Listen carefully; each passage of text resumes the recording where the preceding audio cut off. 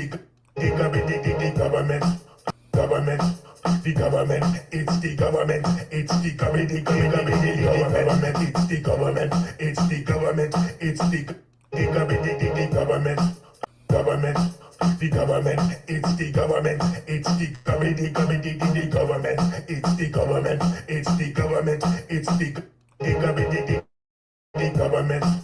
government, the government, it's the government, it's the government, the government, it's the government, it's the government, it's the government, government, the government, it's the government, it's the government, the government, it's the government, it's the government, it's the government, government, the government, it's the government, it's the government, the government, it's the government, it's the government, it's the government, government, the government, it's the government, it's the government, the government. All right, let's not waste any time.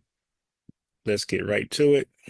So Jamaica got the independence from the UK. Congratulations. But everything wasn't greener on the other side. No matter how green that flag is, it was not greener on the other side. So unfortunately, a lot of Jamaicans decided to migrate or immigrate out of Jamaica to various different places. And unfortunately, they wanted to go back to the country that they left, that they sought independence from. So here's a brief look at that. Next, 65 years ago, a ship called the Empire Windrush arrived at Tilbury carrying nearly 500 people from Jamaica to start a whole new life. It was the first large group of West Indian immigrants to arrive after the Second World War. Ruth Banks has the details. Tilbury sees the arrival of more than 400 happy Jamaicans. It was the first wave of mass migration from the Caribbean to the UK, a boat full of workers called in from the colonies to plug Britain's post-war labour shortage. Among them, Sam King, whose father had sold 3 cows to pay the £28 and 10 shillings for his passage in hope of a better life. So hope of a better life. So you see that going way back here. Let's look into this a little more. What do we have here?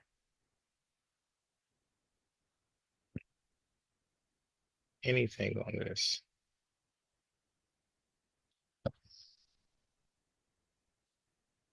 I'm trying to look at something. 65 years ago.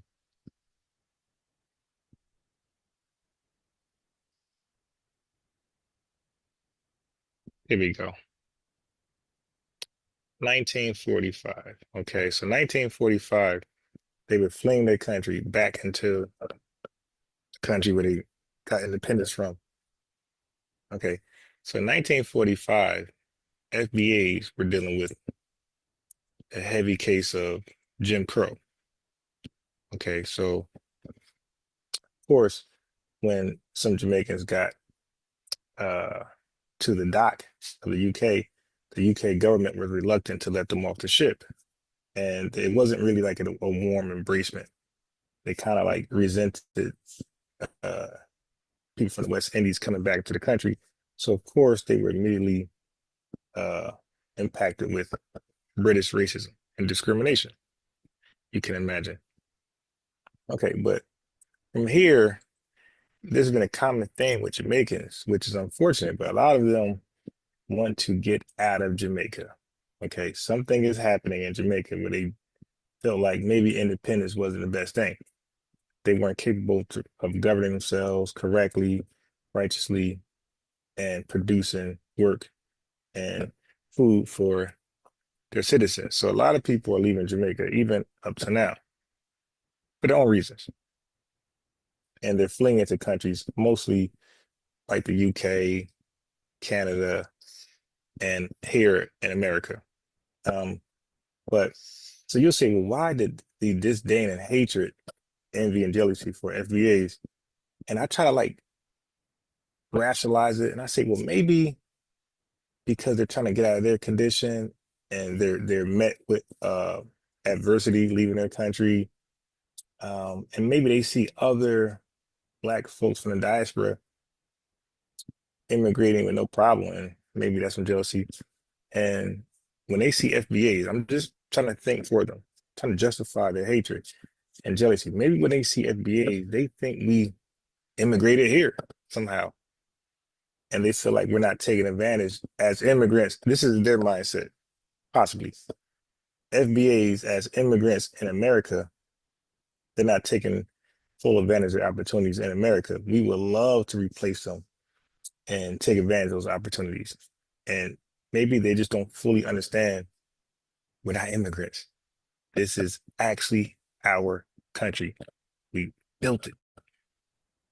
And with that lack of knowledge is probably some of the confusion and where the hatred begins. And then you have the stereotypes about us to justify why they hate us, because they really have no real good reason to hate us. They don't know us until they got here, and they don't know our history prior to coming here. Why have you come this week instead of next week? Well, I would like to be the band. Do you have a job to come to? Well, actually, no. So they're coming to the UK with no work. So, of course, that's an issue for the UK citizens and the government. That's going to be some talking points for them to not want to welcome them to their country. Expecting to work and study meanwhile, but I think I will get a job quick with the profession that I possess. Okay, so he's coming over trying to get access to, London's or British resources. Okay, some resources that some British people might be denied. So you can see why they would have a certain feeling. What do you do? Why have you come this week Yes. instead of next week? Lay down, get over. Well, at home, Lay down. we heard that there was going to be difficulty in obtaining an employment entry into Britain, and we thought that instead of getting through all those difficulties, we'd do it now and get it open, done with, for this time. Have you a job to go to in England? No, not particularly. No job to go to. They just anything. So I'm kind of confused because they're leaving Jamaica because there's no jobs. They come into UK, no jobs. I guess it's better to be jobless in New England than it is in Jamaica. What sort of job do you want? Well, I'd like a job with a newspaper firm or with the radio network or something like that. I like journalism. Did you try and find a job before you left the West Indies? Did you write to people? No, well, you see, it happened so quickly. I made up I'm just in a hurry, and I had no time to I'm not in a hurry. I wanted to get the hell out of Jamaica. write. I have a plan. You have a plan? Yes. What is your plan? Well, my plan generally is to improve the standard of living for my family and myself. And I believe I'll be best able to do it in England. This video explores the question of whether Jamaicans who cross the border and seek asylum in the U.S. can return to their home country. It also provides some information on the asylum process and the challenges faced by Jamaican asylum seekers. Many Jamaicans who flee their country due to persecution or fear of persecution may seek asylum in the United States. Asylum is a form of protection granted by the U.S. government to people who meet the definition of a refugee under U.S. law. To qualify for asylum, one must prove that they have suffered past persecution or have a well-founded fear of future persecution on account of their race, religion, nationality, political opinion, or membership in a particular social group. There are 3 ways of obtaining asylum in the United States: the affirmative process, an asylum merits interview after a positive credible fear determination, or the defensive process. The affirmative process involves submitting an application for asylum to the U.S. Citizenship and Immigration Services, USCIS, within 1 year of arrival in the U.S. All right, that's all. I just want you to understand they got the asylum seekers, okay? And when we ask Jamaicans, yo, what's the big deal? When I try to get that out of Stupid and Hassan, they became disingenuous. It's okay, you can't compare your history with ours, your oppression with ours. We've been always oppressed to this day because we are the minority living in a majority non-FBA country. And the people we're living with are the people who enslaved us, Jim Crowed us, and everything else. You guys left your oppressor, okay? You're in your own country amongst yourselves. all the cops are black, all the lawyers or whatever, everybody's just black. So the discrimination, the that we face, you couldn't possibly understand on no level. So when we look back at Jamaica, we want to know, like, damn, how did, because you thinking like just the colonizers were evil, white people were evil for what they did. So it's like, well, how did Jamaica leave a corrupt, evil system? And you would say, because it seems like a corrupt, evil people to come into their own land, and their people are just as corrupt and evil as the people they left. And this is why they're going back. This is probably the FBA perspective in Jamaica. Like, yo, why are y'all going through all this? You're governing yourselves. You're the majority. And if you were facing oppression by few sprinkles of leaders that's corrupt, why I just can't overthrow them? And that's what we be thinking, because that's our fighting spirit over here. It's like there's no way in hell we're gonna be the minority. I'm sorry, the majority, and you got a few Klansmen or David Dukes like oppressing us. You see, we flip out, start burning shit out like that. That couldn't possibly happen over here. I just don't see that. Anyway, but we don't say, oh, our Jamaican family are cowards because they're so much of the population and they won't overthrow it. They're cowards. We can think like that, but we don't when y'all come over here. But somehow y'all got this hatred for us that's unwarranted. Anyway.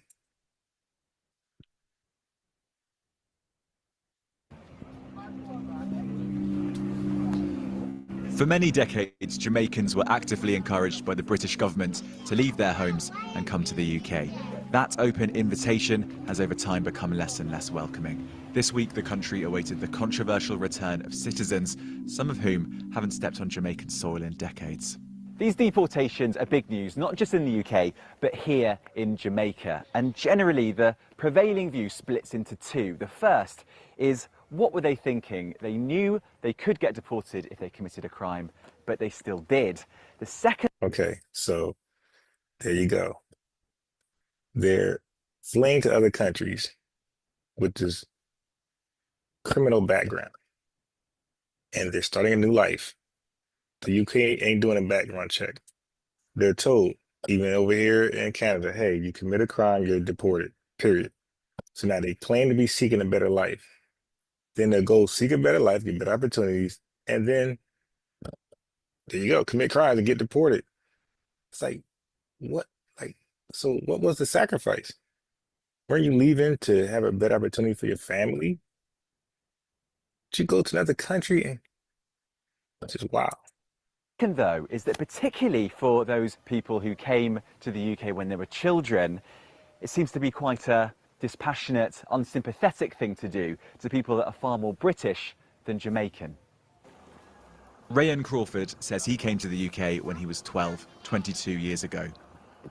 He's now staying with his sister, who stayed behind in Jamaica. This is the first day in a country he only has grainy memories of. I've been with my partner about 14 years. I've been with my partner, we have 2 kids. Were you trying to be a shatta in the UK? Back in the UK, I've got my dad who lives in the UK. And I'm just here. Do you feel British or Jamaican? I feel British. I was there for... There you go. There you go. They are so quick. They are so quick to drop their Jamaican pride. Okay? They're so quick to leech on, tether on a different identity. Okay? So he just asked him, do you feel more Jamaican or British? I just can't believe the answer. One more time.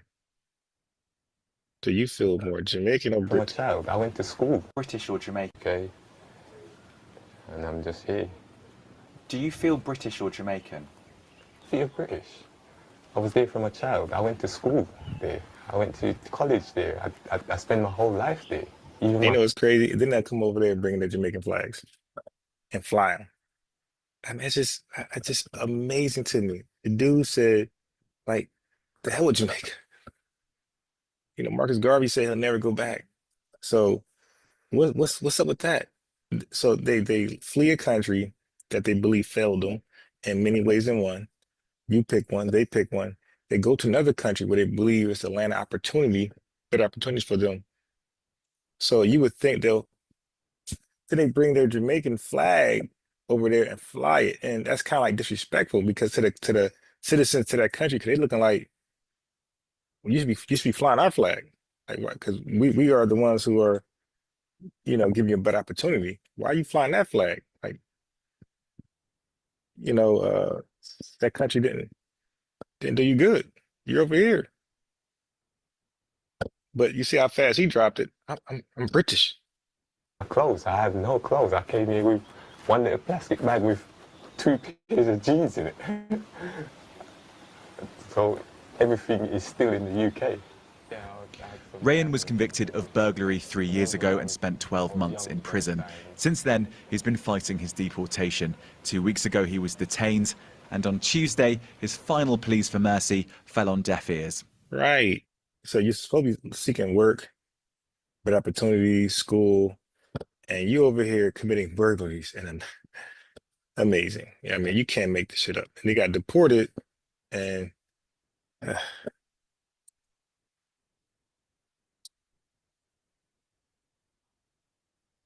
A woman removed from the United Kingdom for immigration violations was among 29 deportees who arrived in Kingston, Jamaica on Wednesday. The 29 landed at the Norman Manley International Airport aboard a Titan Airlines charter flight.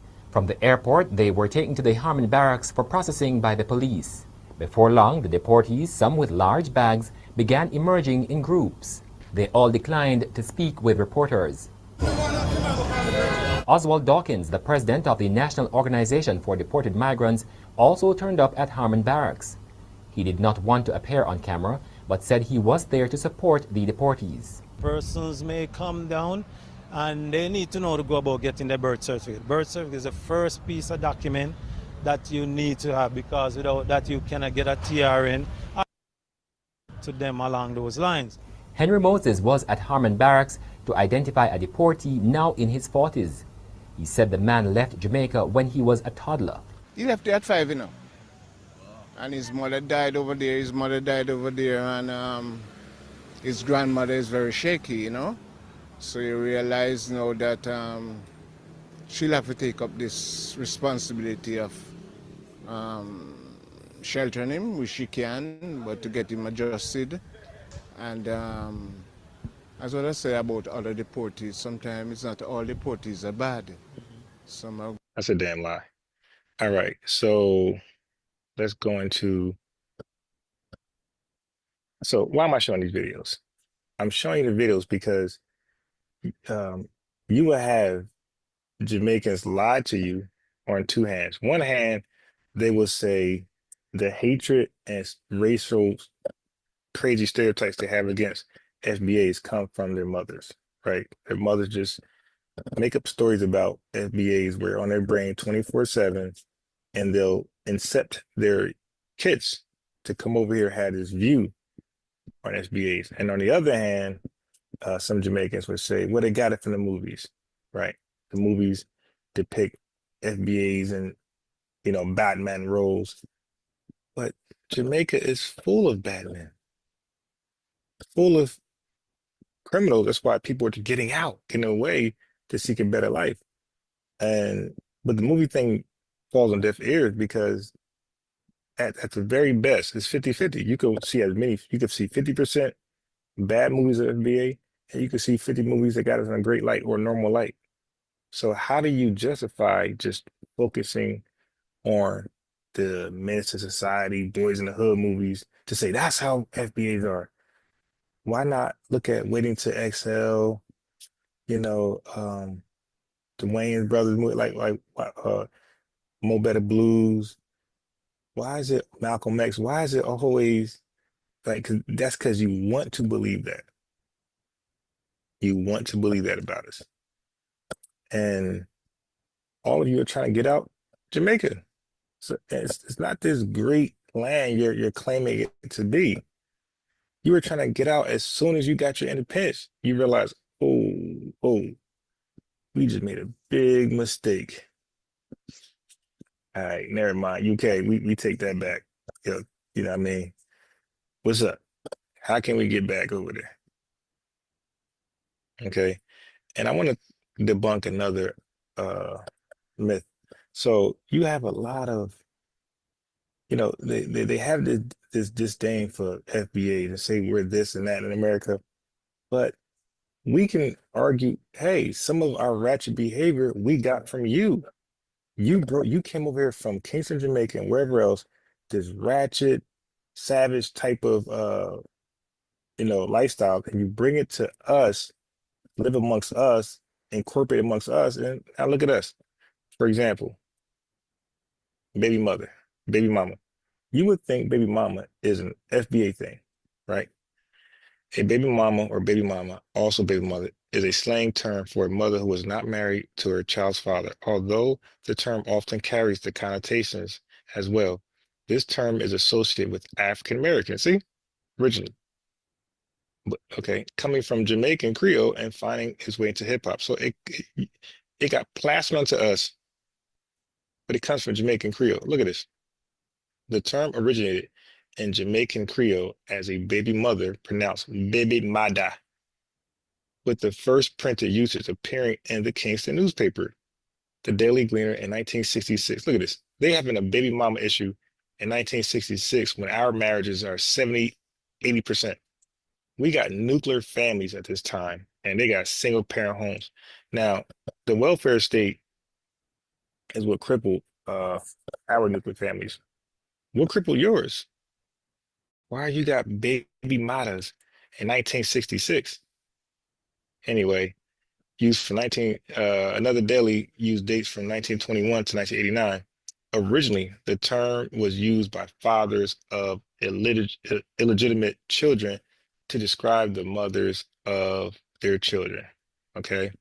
So when they said baby mata, when they said that to them, they're referencing a mother with a child that does not belong to them. I think. Maybe, maybe not. Anyway, I know they'll correct me. Nah, that's the real child. All right. Anyway, how about this? How about this? So let's talk more about that.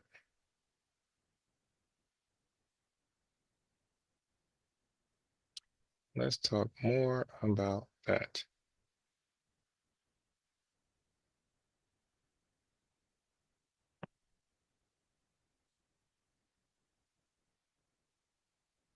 Let's make this very quick.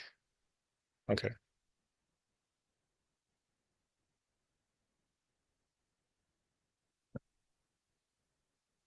Talking to persons, different persons who are working on site. I'm Amanda Elo, by the way, and this is Faith on the Street. The entire news or the trend of paternity test or DNA, finding out a child's biological father or finding out who a child's father is, has been going on for months, right? And I thought it right to ask persons in the streets. Now, this is spectacular because I'm at Dubai Estate. Actually, this is a place where we have so many constructors, we have many of them, engineers, and you know what it is with persons like this who are always working. Any one of them, if they let me. Hello, anybody ready? Hello. Yeah. Hello, good afternoon. Okay, so I'll work with you instead if you're okay with it. Yeah. All right, good afternoon. Good afternoon. What's your name, please? My name is Architect Fabian of GSS Construction, developers of Dubai Estate. Okay. So, how are you doing? Get to the point, damn it. I'm good. I'm good. All right. Well, it sounds funny, but it's not. That's the truth. And to be honest, I would just tell you I'll be heartbroken alone. No, but I will also be disappointed. In who exactly? Okay, let's get out of here. That was a horrible interview. It is. A Nigerian footballer, Kayode Olariwaju, has just discovered that his 3 children do not belong to him. They belong to his wife's pastor. Let me explain. His wife's pastor. Okay, so this is also, it's called paternity fraud. Okay, Jamaica has the highest case of paternity fraud in the world, and Nigeria is close in second place, and there's not another country remotely close to them. Nigeria and Jamaica, the two countries who have the most disdain for FBAs, are like the two most corrupt and degenerate countries, as we're going to see. 3 years ago, a Nigerian footballer Kayode Onariwaju accused his wife of having an affair with his pastor. Then he revealed that his wife deceived him when they were getting married. That he later discovered that his wife was 7 years older than him because he's 30 years old and his wife was 37 years old. So along the line, he complained bitterly that in the middle of the night, he discovered that his wife was always doing video call with his pastor, which I will not mention the pastor's name here because it's still allegedly. So fast forward. That's wow. He said that 34.4% of the Jamaican men who live in the United States cannot sponsor their children and get them there because they are not the father. Wow. Right? And the Star said 70% of the men walking around is wearing a jacket even in the hot daylight. Right? And the Okay, so they didn't make light of it. So the jacket term. Okay. So if a Jamaican woman has a child, right, and she's like just screwing everybody, just reckless sex, way worse than over here in America. So much so that she has no idea, on average, like damn near average, they have no idea who the baby daddy is. So they pretty much any, mini, miny, mo man. And they call giving a man a jacket. So if she say, you the daddy, that's called she's giving you the jacket as a father. Like you got put on a jacket and become this child's father. Okay. And they could just any, mini, miny you. Any, mini, miny, mo you. Like, yo, you're the dad. I don't know you, Bonquisha. What you talking about? No. We had sex. You're the dad. And just like that in Jamaica, he's the dad. So that's why he says 70% of these men come over here. They got jackets in Jamaica and they're running from their baby madas. Okay. There's more.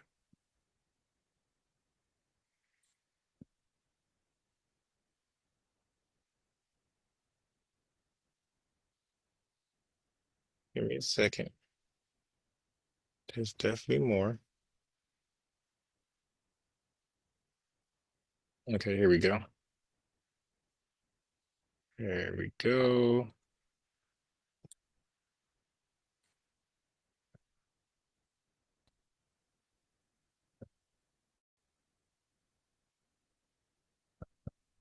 So, yo, Jamaica, right? I learned this in university still. Like I actually did a course on this.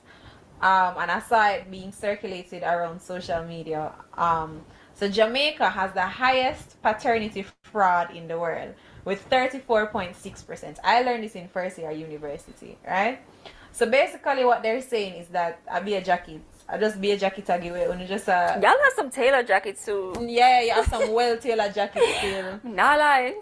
But yeah, so basically, like a lot of men are taking care of children that are not their own. Unbeknownst to them. Unbeknownst to them.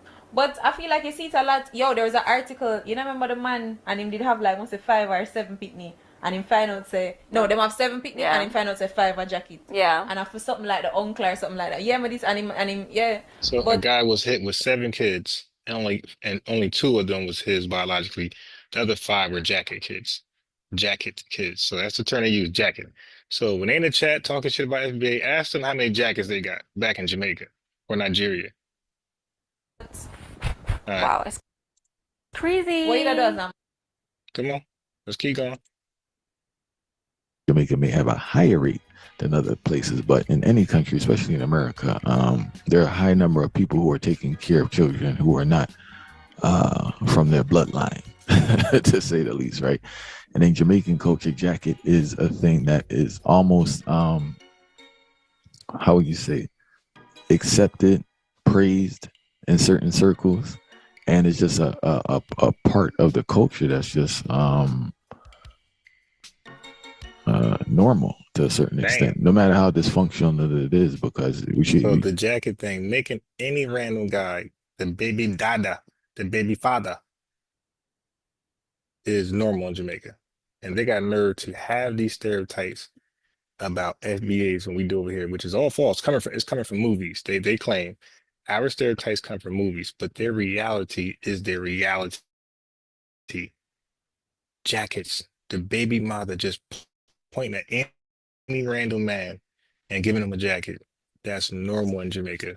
is praised, he said, but we are somehow the degenerates. I beg to differ. You basically have a situation where the man taking care of the children, taking care of the child, or the one registered as a legal guardian, or the person who thinks it's their child, is not the father of the child. Women do it for numerous reasons. Some is just a mix-up where there's just too much, what do you call it, promiscuity. So they just screwing everybody in town, basically. So you got just people in Jamaica just screwing everybody. And you have others where it's a strategic thing where they plan it. Let's go. Talking about the domestic abuse part of it, Jamaica already have a high domestic abuse. These domestic abuse are based on the speculation that the man is caught up in paternity fraud. Remember, we say speculation, you know. So imagine if the speculation of you getting a jacket, seeing, or getting, for others who don't fully understand the jacket thing, getting a child that is not yours. If most of the men speculate this and start abuse them women, what will they do when they actually find out that this is not theirs? Yes, so how crazy it be? Let me translate. So he's saying the domestic abuse, the domestic violence in Jamaica is very high because the jacket thing is so normal that when a man get a jacket, he believes she's lying on him. So he beats her up. Okay, and he said that's just speculation. He just believes it's a jacket. He believes she's up to something. So he was saying, just imagine it's actually true. He's saying that's the next level of violence the Jamaican men put on the women.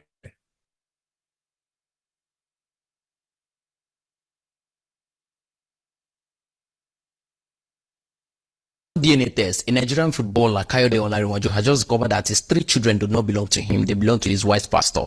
Let me explain. A few years ago, a Nigerian footballer Kayode Olariwaju accused his wife of having an affair with his pastor. Then he revealed that his wife deceived him when they were getting married. That he later discovered that his wife was 7 years older than him because he's 30 years old and his wife was 37 years old. So along the line, he complained bitterly that in the middle of the night, he discovered that his wife was always doing video call with his pastor, which I will not mention the pastor's name here because it's still allegedly. So fast forward today, Kayode did a DNA test and discovered that 3 of his children, these 3 boys, do not belong to him. Remember, Kayode also complained that when he lost his job, when the club he played for terminated his contract, that his wife's attitude changed towards him. Now that Kayode had discovered that 3 of his children do not belong to him after doing DNA tests, Kayode also risks in losing most of his property to his wife. Now the implication will be that Kayode will not have anything to his name anymore, neither children nor property, because children do not belong to him and his wife will be filing for divorce and court might be giving half of his property to his wife. It is called paternity fraud. Now, it is allegedly said that those children belong to his wife's pastor, and the pastor in question, I might not mention name, is a popular pastor you might know. Because it's allegedly, I will not mention the pastor's name here.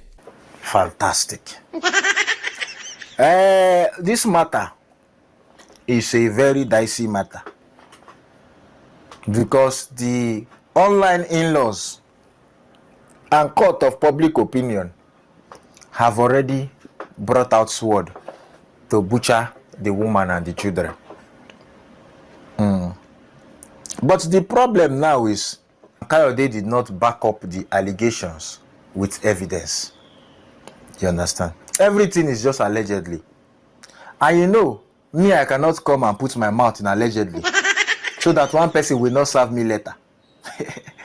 I cannot put my mouth in allegedly. Kayode, if you run a DNA test and you come out, you are confident enough to.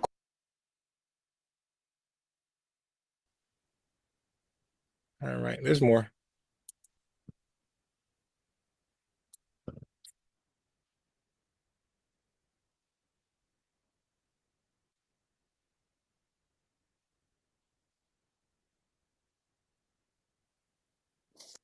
The US government updated, its level 3 travel advisory last Tuesday, urging its citizens to reconsider travel to certain countries due to crime and unreliable medical services. So Jamaica is one of those countries. So US Embassy is telling folks and Americans, be careful going to Jamaica. They're full of criminals and violent people. But again, these same folks that got this U.S. Embassy warning on their country will dare to say we are the criminals. When y'all watch part one, they were saying, hey, my mother told us that you guys were criminals, violent, sex offenders, just made up belief, just made up stuff. And you see that they have a attorney fraud issue. 34%, 34.6, the highest in the country. Second is Nigeria, 30%. And they talk trash too. Third is Canada at 2.6, two. From 30s to 2, and then America's at 1.6. So we don't have that paternity fraud, that baby mother stuff over here. Okay. And for Jamaica specifically, it's saying due to crime and unreliable medical services. So the U.S. Embassy in Jamaica warned that violent crimes such as home invasions, armed robberies, sexual assaults, and homicide. Home robberies, homicide, sexual assaults, home invasions is all liable to happen if you visit Jamaica. So just be careful, tourists. Be careful. That's all she's saying. Sites are common. Sexual assaults occur frequently, including at all-inclusive resorts. It added that local police often do not respond effectively to serious crime incidents, and that hospitals and ambulances are not always reliable, with some private institutions requiring payment up front. Hey, I got shot by this criminal Jamaican. I need medical attention. Cash at me. So the ambulance gonna get there and say, cash at me. Hey, I got sexually assaulted by this Jamaican criminal. I need a rape test, a grape kit test.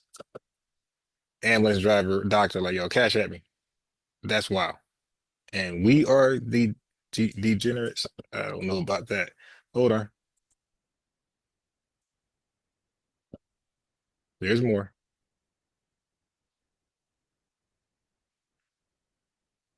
Okay. Look at the family structure in Jamaica. My adult, I'm really thinking about it. I think I froze in the moment. And then I remember in it, that was So she's giving a story about how her dad just came home one day. She's in the car with him. She's like 11, 12, and he just pulled up to the school and just told her, hey, this your brother. Get along with him. He like 4 or 5, he like 7 years old, 4 or 5, 7 years old, somewhere around there. But he's like, hey, this your brother. And that's just that. Hey, get to know him. So she's telling that story right now. funny thinking about it. In his effort to try and form a bond and relationship between me and this brother that he just popped on me, this younger brother that he really just popped on me out of nowhere, he then said to me,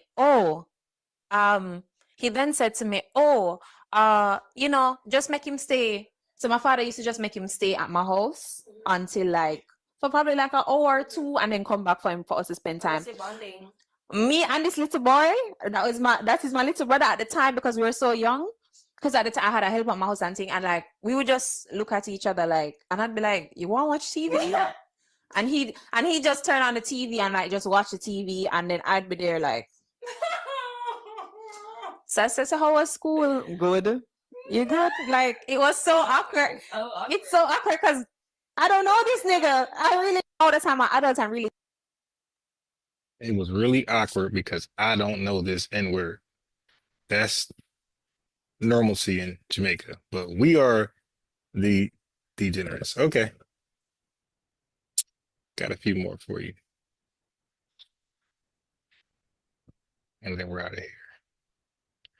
I won't go there. Okay.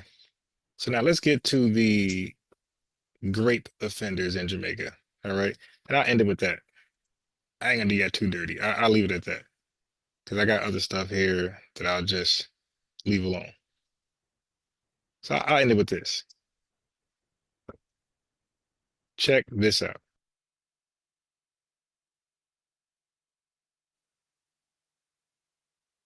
So you're saying to me that it's literally since 2011 that it was reformed since 1992. Since 1992, so So before that, the man named was a rape on a galang.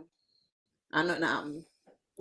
So she said before that, in 2011, a man can grape a woman and nothing happens. Jamaica. And they call us these weird names and have these weird. Americans. So So like when they're literally just projecting. That it's literally since 2011 that it was reformed since 1992. Since 1992, so So before that, the man named was a rape on a galang. I know nothing. I wouldn't necessarily put it that way. I saw me that put it though. I wouldn't necessarily put it that way. What I put it as is that the government saw a problem and they took the necessary step to make the necessary changes. So who's the problem? I put it that way. I saw me that put it though. I wouldn't necessarily put it that way. What I put it as is that the government saw a problem. The government is the problem.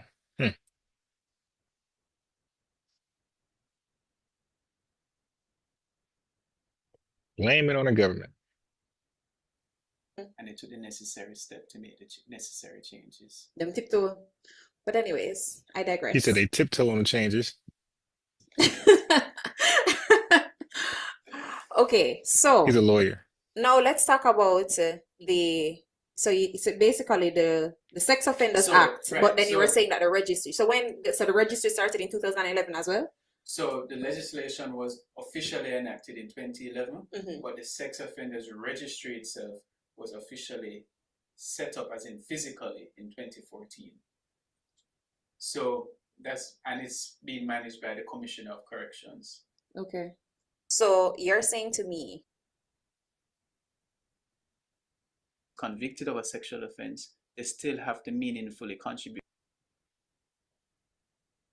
Can't everyone access the sexual offenders registry like it is in other countries around the world?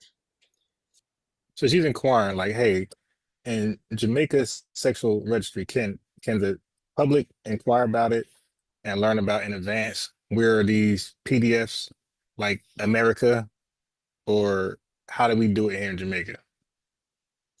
Well, the names that are placed on the registry, sexual offenses registry, are in fact private and confidential, but I think for good reason, because we have to bear in mind that even though someone is convicted of a sexual offense, they still have to meaningfully contribute to society, and it may be a situation where they're placed on the list and unable to get work or a meaningful job or schools or attend. You understand what I'm saying?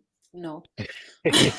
I'm gonna be real with you because he just said the sex offender registry is private because they want these guys, these predators, to go back into society and find employment wherever they may find it.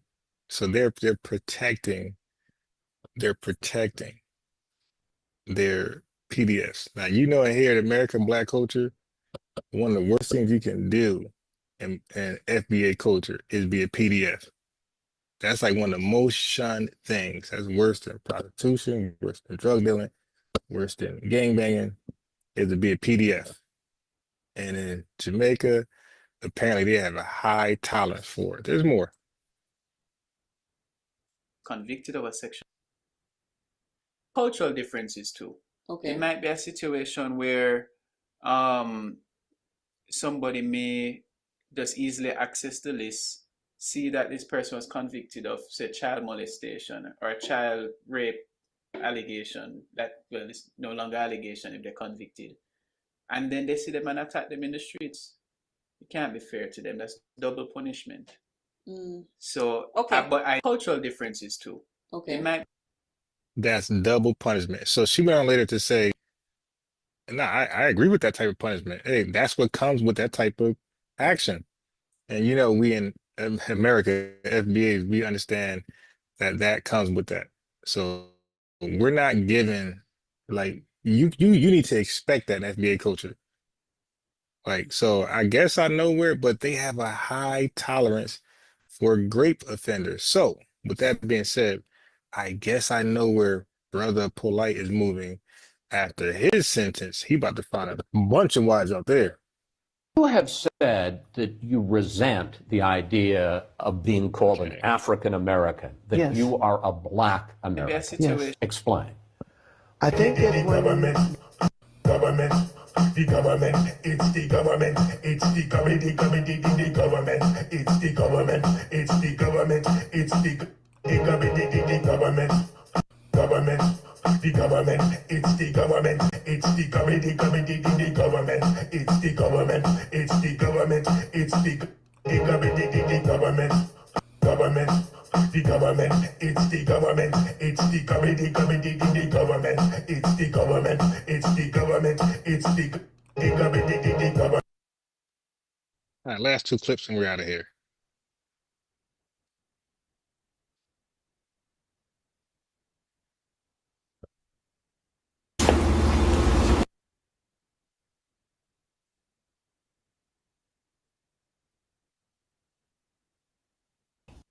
And so people continually assault not just other members of the community, but assault children and get away with it.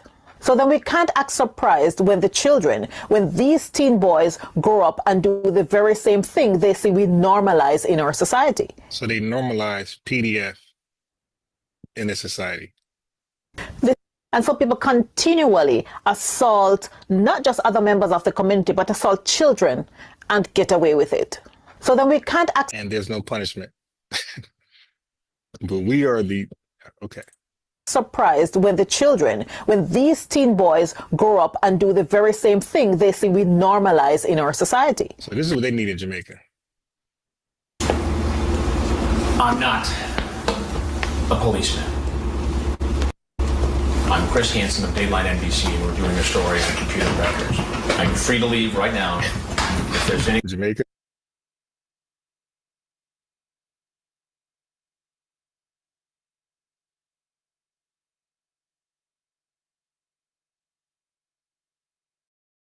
You have said that you resent the idea of being called an African American, that Yes. you are a black American. Yes. Explain. I think that when they call black people who were born and raised for generations in this country, if you accept the handle of African American, that says that you don't accept being an American American. You don't accept being born in Chicago or New York or Detroit or wherever you were born. For generations your family has been here, you know. Built this country too. Sweat and tears and all that, you know, fought in every war, okay? So this is my country here. So I don't want to be called African American. I'm an American American. My people have died and done everything for this country.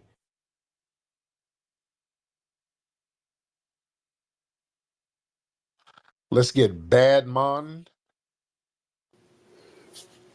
Tariq, what's going on?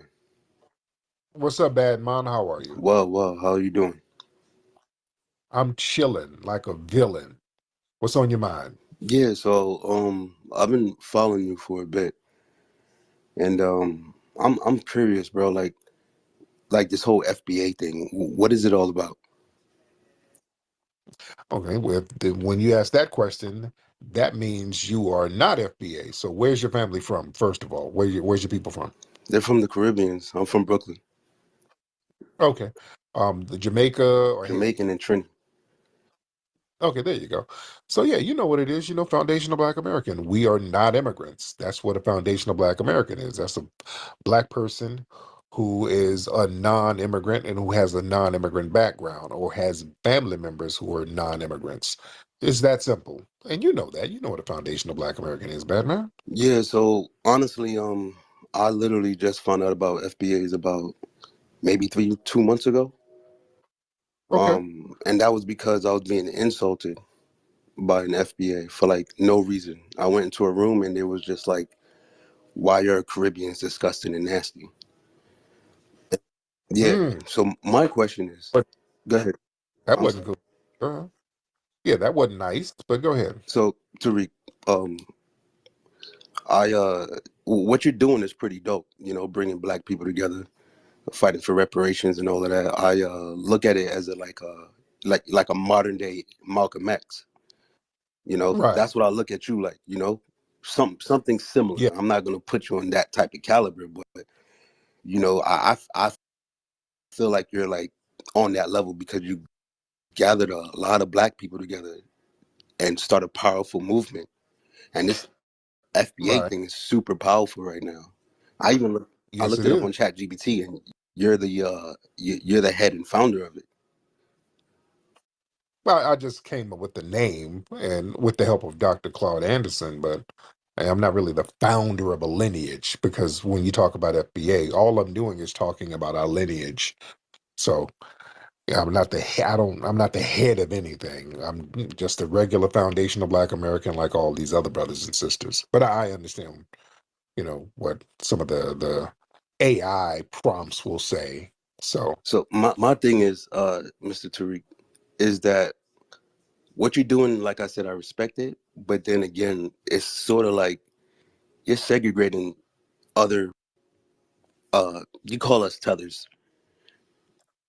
no, I don't. No, no, stop, stop, stop, stop, stop. No, no, no. No, you're not a tether because you're an immigrant. No, no, no. You- Because you're an immigrant. A tether is somebody who's doing something. A tether is a name that we put on things that's action based. That's a person who's trying to undermine us in some way. Somebody who's trying to undermine, denigrate, or sabotage us. That's tether. But you just being a non FBA, you're not a tether because of that. But go ahead. All right, yeah, I'm glad you cleared that up. You know, because it's a lot of FBAs out here calling me a tether because I come from a Caribbean background and I'm first generation American. Are they are they calling you a tether because of that, or are you saying some shit in these rooms that's making folks say, "Hey, wait a minute"? Are you doing something that's funny style that people will take a certain way? Let's be honest. I'm gonna be honest with you. There's been a lot of I'm not in the rooms, but there's a lot of confliction between me and a bunch of FBAs, and that's mainly because a lot of foundational Black Americans they believe that you know they're indigenous Black people. Now I'm not knocking that. I'm not saying that a lot of Black people, Black Americans, are not indigenous to America, but at the same time, you have to respect your roots, and your roots, for the most part, came from Africa, right? Everybody's roots came from True. Africa, Everybody's roots came from Africa. If you want to go back to Pangea, but we're talking about slavery days, right? The that triangle trade from the Caribbeans to America, right? but here's the thing. Here's the thing. Only about 5 or 6%, or even less, came to North America. Most of the people who were brought from Africa went either to the Caribbean or South America. Only a very small percentage of Africans were brought to the continental United States. There were a lot of Black Aboriginals here, and we were mixed in with some of the African brothers and sisters. So we do have African DNA and lineage, but we also had what's called an ethnogenesis. We became a whole new ethnic group based on the circumstances, geography, and by virtue of us having to create a whole different culture. Like you and your family, you don't call yourself African Jamaican. You are Jamaican. You guys had an ethnogenesis in Jamaica. So your culture is different from the culture in Africa. The way you guys prepare your food, the way you dance, the slang, the accent that you have, it's a little different. There's still remnants of some Africanness there, but generally the Jamaicans, y'all got your own culture. You got a Jamaican culture, the food, things like that, the certain dances, reggae, things like that, which is good. That's not a problem. We too have the same thing. We had an ethnogenesis. We became foundational Black Americans. We're a different ethnic group. Our food is different. Our slang is different. Our culture is different. Our inventions are different. And that's okay. We're not generic Africans, which people got this thing where they try to make us some generic Africans. Y'all from somewhere in Africa. Well, everybody's from somewhere in Africa at one point, but we are a unique ethnic group, and that's okay. Just because we're acknowledging our unique lineage, that doesn't mean that we're denigrating other people. We're just not. People just have to respect that we are a unique ethnic group. That makes sense? No, it make a lot of sense. I'm not gonna lie, it would make sense for you to clear it up, Tariq. Because Right. other people, they haven't really, the other FBAs I spoke to or chat with, they haven't really broke it down like that. Yeah, but sometimes y'all go in these rooms, and if you're hostile, people are going to take your head off. And look, there's 43 million foundational Black Americans. So everybody, people have different dispositions. People have different, they just have different ways of doing things. But hell, it's 43 million people. So people are going to do things the way they do things. No, and like I said, I completely respect it. But my only main issue is the conflict that is causing between like Caribbeans and Africans in America. And that it is causing, and I've watched your page as well. Like you would come at a few Africans and Caribbeans as well. So it. But y'all don't know that the conflict ain't because of foundational Black Americans. See, that's the thing. See, that's the game that people like to play. The conflict ain't from us. We're getting some straightening. We're straightening things out. The conflict has always come from the non-FBA people. And the conflict is one-sided. We've been the ones helping you. Nobody has helped us. We've not received any help from any non-FBA people. And not only that, the conflict comes from people coming over here, and we elevate them and we bring them in our circles, and they secretly work against us. And that's a problem. We have Caribbeans and Africans who come over here, and we're on some, hey, brother, kumbaya, we all the same. And then y'all get over here, y'all start forming your little enclaves where you bring your folks in. Y'all get little job positions where you bring only your fellow Caribbeans in or your fellow Africans in. Y'all get in these political positions, then you start doing little things for your fellow Caribbeans. And then when we say as foundational Black Americans, hey, we kind of need something over here, they have these non-FBA people who are gatekeeping resources supposed to get. And now we start getting the Obamas, who's non-FBA, the Kamalas, who's non-FBA, whole bunch of people on the Congressional Black Caucus who's not FBA, who will sit up here and do things for their fellow immigrants. And then when we say, hey, where's the stuff for us? We get a bunch of damn splaining. That's where the problem has been for the last 30, 40 years now. So it ain't us. We should have been getting this stuff straight a long time ago, and we're getting it straight now. We're not letting people come over here who's not from our lineage and misrepresent us. Those days are over. So if they think it's a conflict, you damn right it's a conflict. We should have been conflicting against that a long time ago. It's called straightening, and we should have been getting some straightening going on. Because if we went to Jamaica doing the stuff that some of these folks owned in Jamaica, y'all don't play like that. I've been all over Jamaica, love Jamaica. Jamaicans don't fuck around like that. You better go to Jamaica and show all of the And the real issue is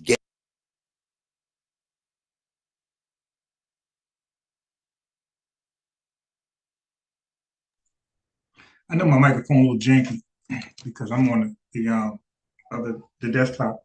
But I'm a fast forward to a segment in this dialogue I felt was interesting. I never really thought about it like that. And I'm starting to believe, I'm starting to second guess all of the degenerate behavior that's part of FBA culture.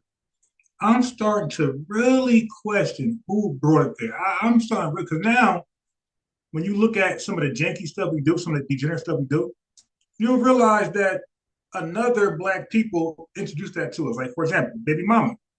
I pointed out that in 1966, Jamaica had a baby mama issue. They had a baby mama issue, and they had a paternity fraud issue all the way in 1966. Now, I'm gonna play tone, and if you're from America, you already know. You've been here longer than 10 years, you know that 1966 is when FBA marriages were skyrocketing, 70, 80%. So the baby mama thing for us didn't exist. Okay, but around that 66 era is when the Civil Rights Act passed 64 and they tied immigration to it. So now immigrants were allowed over. And you start to see Jamaicans come over from 1966 in small pockets, but they blossomed, they blew up in 1990. So now that's what I'm trying to ask, like, yo, where do terms come from? Baby mama, like, you can't find that being spoken amongst us before the Jamaicans intertwined with this. Even the African booty scratch. I keep asking y'all, where's the source for this? Like, where's that? I don't recall my dad, my mom saying they used this. You dig? So I'm starting to believe immigrants brought that over. Because when you look up baby mama, I'll do it again. You'll see that was Jamaican culture and the intermission to hip hop. Now became hip hop. I mean, we all saying it because hip hop, we say the same language. So this African booty scratcher thing, like, there's no source of origin, like where it came from and there's no date on it in America. It just was here. So it was in America. So you guys did it, FBA. That's false because baby mama's in America and you guys did it and we didn't do it. But so I'm questioning, yo, did they bring that too? But look at this other thing that they question, that they feel like the island, the Caribbean brought it over to us. Listen, because the Jamaican brother going to say something about what we do over here with the Sexy Reds, and then Tariq going to call him out immediately. And it's like, you know what? That's a great point. Y'all were doing that before us. Listen. Y'all introduced it to us. Watch. The Sexy Red stuff. The feathers and all that shit. We weren't doing that. That's the Caribbean thing. Getting people, black people. Look at Nicki Minaj. She's Barbie. So all this costume wearing stuff. I'm like, hey, yeah, I ain't thinking about it like that, but that might be an interesting point. That was brought to us and maybe influenced by it. That gave influence to us. Because after all, you look black. Until y'all tell us you're Jamaican or Trinidad or some Guyanese, we think you're black. So we think it's a black guy, saying African booty scratcher. We think it's a black guy saying baby mama. We think it's a black guy doing this degenerate behavior. You dig? Watch this. On financial literacy, that's one. Two, that degenerate ass fucking music from your girl Sexy Red, that's killing the black community right there. And black on black crime. Yes, cops are killing cops are killing black people, but there is definitely a lot of black on black crime, especially in Chicago. And I'm from Brooklyn, Flatbush. And there's so now, if you watched my video earlier, our crime ain't comparable to Jamaica's crime. So I mean, so these guys leave their country, start all over, act like, because we don't know we didn't go to school in Jamaica, so we don't have an education or Jamaican school. Like, they come over here and they learn Black history, so they know a little bit about us. We know nothing about them other than the person we're talking to and what they tell us. So we don't know that they're fleeing from a country full of like whoremongers, criminals, murderers. We really don't know that until they tell us. So this guy is still here pointing the finger at us, and meanwhile, his country is like capital homicide, capital murder. Mad black crimes out here too. And hey, by the way, we might have got that from you. This gunplay. When y'all came over here with the shot test and all this shit, we weren't that was new to us. The shot test shit, like, oh shit. That's why we was like drawn into the like, wow, this is dope. Wow, yeah, y'all wow. So they might have even introduced that culture. Yeah, like a lot of stuff we got to start reanalyzing, reassessing. Like, wait a minute.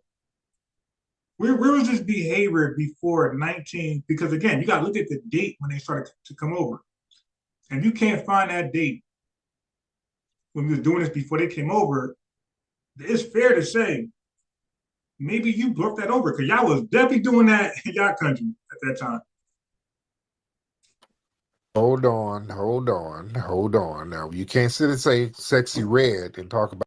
And another thing is, I'm realizing is that my resolution for 2025 is to not argue with nobody from FBA, Adolf Freedom. Because I see a lot of these our cousins from diaspora, and the continent. They stick together. You don't ever see them ever calling each other out, even when they dead wrong. Fat Joe's dead wrong.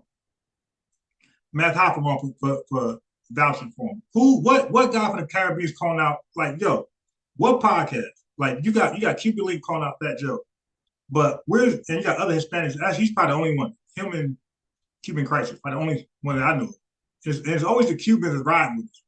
They protected a shot of, you know what I mean? Like, it's always the Cuban. I remember about in the early 2000s, they offered Black Americans, I think Black people, period, but Black Americans to learn, to be a doctor, a medical doctor in Cuba for free. So like Cuban men really, for I know, I'm limited on them, but from what I know, Cuban men really be trying to send like a little olive branch towards us.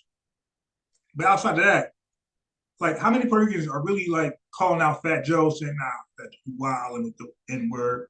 You don't see that, and I be in their spaces trying to get them over here.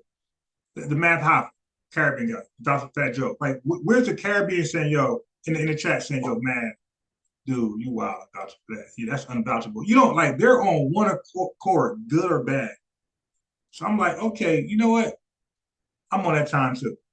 You know, I'm on one accord with FBAs, good or bad. So if they start going too far, being radical, nah, they're saints. I'm doing what y'all doing. About her music and the degeneracy. You have listen. Go ahead. Because the point's coming. Go ahead. Yo, girl, Nikki ain't no better. Nikki no better. She's from your culture. I mean, Jamaican coach, come on, dude. I didn't been to Jamaica, brother. You talking about degenerate music, all that jumping and grinding on each other and jumping off and hunching. Then the damn Caribbean Day Parade, y'all running around with your ashy asses out and titties You out. see what I'm saying? How you insulting us? You had to put the adjective ashy ass, right? But you see that? I didn't insult you. Yeah, y'all ashy, running around Brooklyn, ashy with feathers on, running around at the Caribbean Day Parade. Come on now, y'all. Come on now. Let's not point the finger. And Hassan, Trinidad said they got that from white people. Like white people were Hassan broke it down that the Caribbeans were mocking white people just like that. So like he gave us the alley-oop, the lob. He said, yo, the Caribbean was mocking white folks dressing like that. The white folks totally abandoned it and they took over and started, I'm gonna Google it. Degeneracy that comes from the Caribbean. Oh, that twerking with Luke and all that came from the Caribbean. There we go. That's the part. When he said that, I'm like, you know what? Jamaicans do be shaking their ass a lot. Like way back when I'm thinking about when I was young. Like they do be half naked shaking their ass, like some stuff that we really ain't do at that time. So I'm like, you know what? They could have possibly brought twerk because that's and let them go. Twerking? The twerking? No. Caribbean don't twerk. We whine. There's a difference between twerking and whining. Whining, twerking is just fast whining. All that stuff came in with Luke and those guys. And he's Caribbean too. He's your fellow Caribbean. And he even brags about that stuff. So yeah, this is what we're talking about. You want to talk about where some of the degenerate culture comes from? I'm like, you know what? I remember growing up, like even like the Jamaican dude, boom, boston, all that shaggy shit. Shopping ranks. I believe they was in there shaking their heads. I remember like TikToking way back then. I remember like they had like this extraordinary skill with their control of their body when I was young. That's something like we weren't really doing. I don't know. I could be wrong, but it just felt like that. But again, research. If my thought process is wrong, no problem. You can source up. You got me. But I'm rolling with Tyreek for right now. It really feel like the first time I seen shaking ass, things like that, and like no clothes was the island, the Caribbean. I'm being 100. But again, I could change my mind with research. I ain't stuck in them, and I ain't stuck like Stu in them. I got no problem. I'm unbiased. I got no problem with agreeing with the evidence. From a lot of that's coming from the Caribbean and Africa. When we look at Yeah, love baby. and hip hop, I'm telling you, anybody my age, look at our videos. Now, they dress sexy. Like the Salt and Pepper wasn't twerking. And like you said, with Soul Train, they'll dance. They ain't like the dance ain't their ass. The dance is, they might and turn around and shake, and then do something else, but they were like showing off dancing skills. Twerking, the dance is your ass. So I don't remember. I'm really trying to think. I'm trying to think of Teddy Riley, because they had a song. What's that song called, Teddy Riley? They like women have Shake Your Rump. All I want to do was, but that might be too late because they might have already been influenced, and I don't know. We got shake. So I'm being honest. I'm being transparent. I want the truth. Shake. All I want to do is the boom boom. Shake your rump. Shake it, boom, take it, take. But I gotta go back and look at the video. But I don't recall like that where FBA women were dancing and the dance was actually shaking ass. I recall them doing a routine or something, maybe turn around, maybe shake it, but the dance wasn't shaking. So again, I'll follow up and I'll stand corrected if that's not the case. All right. Caribbean producers who put that stuff together, the Mona Scott Youngs and all of them, those are non-FBA people. See, this is why delineation is so very. when he said that, I said, you know what? Because the baby mama, that degenerate behavior came from Jamaica. There's no doubt. There's no debate. There's no debate. It's uncontroversial. And again, when you look at Jamaican culture, early, it was pretty ratchet. And this is why they were fleeing Jamaica, trying to get into the UK. So, but when it came over here, again, I'm putting dates on it. The Jamaicans did not come over here during segregation. They were cowards. They came up, and all black immigrants, period, did not come during Jim Crow. So I consider they all cowards. They waited till we got, handled, and then we fought back and won the civil rights movement war. Now all of a sudden everybody want to come over, right? So they were cowards for not coming over during that time. I'm gonna play tone and talk about that. So now we got a date when they came. We got a date. The older Jamaican can't be but so old, because we know when they came here, it was after 64. So we got a date. So any Jamaican my age, he definitely wasn't here. If his dad wasn't here. So any Jamaican my age, if his dad was here, he was here for like a year or two. It's like, yeah. Yeah, you think about it, so we actually have a date on when they came. So now they really didn't come in big numbers and droves into the 1990s. And they brought their culture and intertwined it with us because they look black. That's why we accepted them faster than we did the Latinos or anybody else. They look like us. In most cases, we couldn't even tell they were not black until they told us. Because a lot spoke English. They did some actions, but they still look like us. I remember my coworker, manager guy, Jamaican cool guy. He had an accent. He was clearly Jamaican, but he looked like us. When he talked, I knew he wasn't, but he looked like he was a cool dude. I ain't had no bad. I never met a bad Jamaican, or I never met a bad Haitian or Caribbean before. So I'm just saying, like, the bad ones I didn't meet yet. Everybody I met was pretty cool, pretty genuine. But what I'm saying is, the bad ones, they definitely came too. And they brought that ratchetness and they introduced it to us. To what degree, I can't tell you. But they definitely brought it. I don't know to what degree it influenced us. Don't know.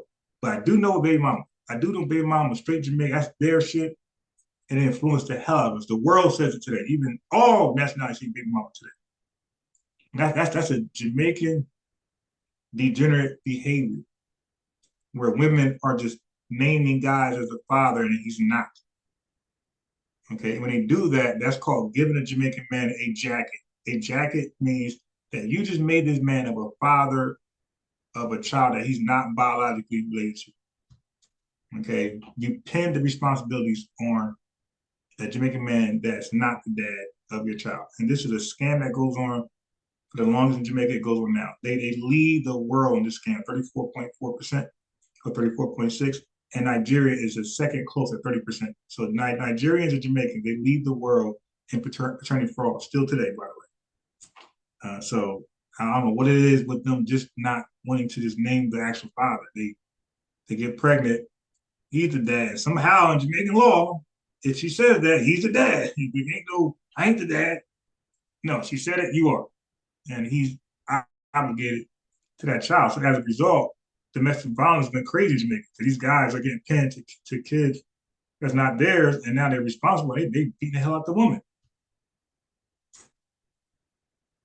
Important because people start bringing some of this stuff from their culture and throw it on to us, and it's looking funny style. You know, there was a tweet earlier of this black woman who was bragging about getting an abortion. She was up in an abortion clinic twerking. Okay, that's neither here nor there. All right, so now let me go over here. Because sometimes Tariq could be a little petty. I ain't trying to be petty, I'm trying to be serious. Okay, here we go. Let's hear from Tone. Because you will hear, let me pause it real fast. Because you will hear really very often, you'll hear about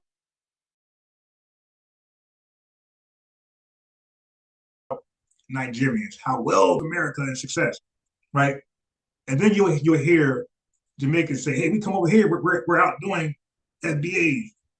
And they will actually brag about it, right? They're comparing a handful of Black immigrants to 44 million, the whole. They're comparing a small, tiny fraction to the whole. So when you compare yourself to the whole, you're comparing yourself to the Black homeless people, the crackheads, the dude that's locked up in jail doing 40 years, and the Jay-Zs. But it's all of us lumped together. But you're only using your best to compare to our whole. So I'm like, nah, compare your whole to our whole and let's see who's doing better. Okay, so anyway, Tone's gonna go into their whole, right? How that works. Now look, so you see Vivek. Vivek is an immigrant. He's an immigrant. Okay. He scammed his way into a billion. Literally, watch this. Literally. I mean, that was scamming, yo.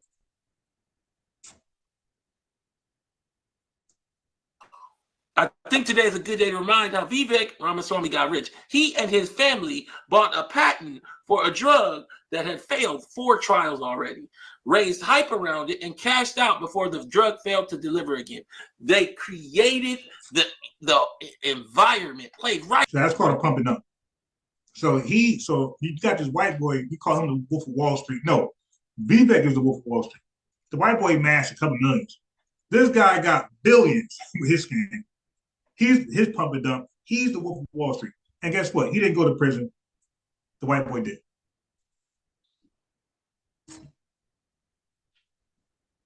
Look. Right into it that led to this kind of wealth concentration. A total theft of wealth. Can we get into it? In today's vacuum tube, I'll introduce an American businessman, politician, Vivek Ramaswamy. No. Let's talk about that company being based in Bermuda. You got somebody else that my mother was one of his victims. If there is a hell, I hope he rots in it. So you see this Indian person? They said my mother was one of his victims. If there's a hell, I hope he rots in it for all eternity. Okay? They're just lying, scamming piece of garbage. Where would America be without Vivek's coming in and defrauding shareholders of $2 billion? Look at the share stock. Look how it just go down. Okay, you a drop like that. Mm-hmm. But he lied and said he's a businessman. But we have people trying to frame I think today is a good day to remind how Vivek Ramaswamy got rich. He and his family bought a patent for a drug that had failed 4 trials already, raised hype around it, and cashed out before the drug failed to deliver again. They created the environment, played right into it, that led to this kind of wealth concentration. A total theft of wealth. Can we get into it? In today's VACNIC Soup, I'll introduce an American businessman, politician, Vivek Ramaswamy. No. Let's talk about that company being based in Bermuda. You got somebody else said, my mother was one of his victims. If there is a hell, I hope he rots in it. Where would America be without Vivek's coming in and defrauding shareholders of $2 billion? Look at the share stock. Look how it just go down. Okay, you a businessman. But we have people trying to frame. I think today is a good day to remind how Vivek Ramaswamy got rich. He and his family bought a patent for a drug that had failed 4 trials already, raised hype around it, and cashed out before the drug failed to deliver again. They created the environment, played right into it, that led to this kind of wealth concentration. A total theft of wealth. Can we get into it? In today's VACNIC Soup, I'll introduce an American businessman, politician, Vivek Ramaswamy. No. Let's talk about that company being based in Bermuda. You got somebody else said, my mother was one of his victims. If there is a hell, I hope he rots in it. Where would America be without Vivek's coming in and defrauding shareholders of $2 billion? Look at the share stock. Look how it just go down. Okay, you a businessman.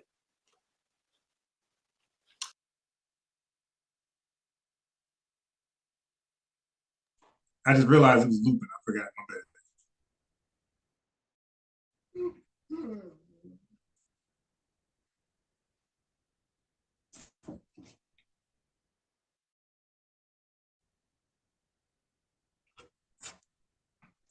I actually want to save this one. I want to save that one to the last few videos.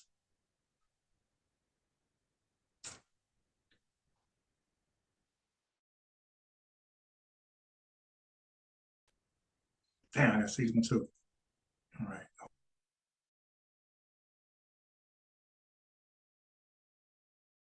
Hold on. Because I'm going to keep.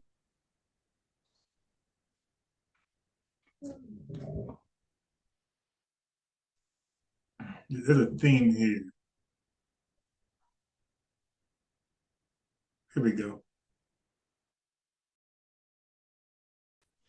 Let's get it.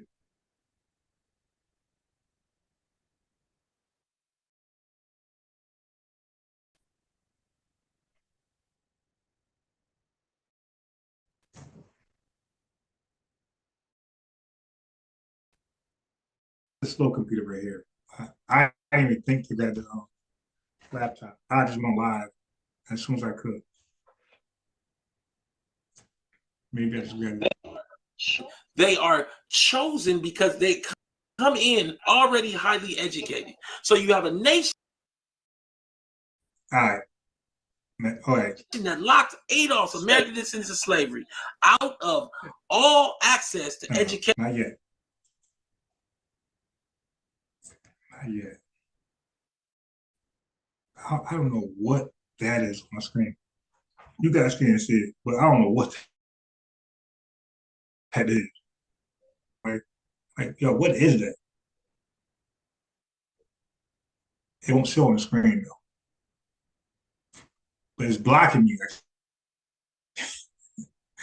How did you move? What is that?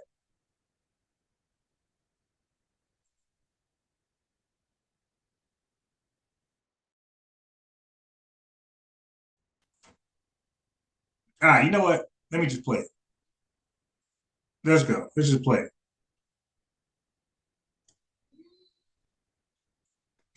So when they ask about the so-called successful Nigerians, when the Jamaicans come over here, a handful of Jamaicans come over here bragging about, hey, we're doing better than Black Americans. Okay, so I'm going to get into why some of this is true. the Nigerians, the Jamaicans, and whoever else. Okay, because Tone, one thing about him, he got the numbers.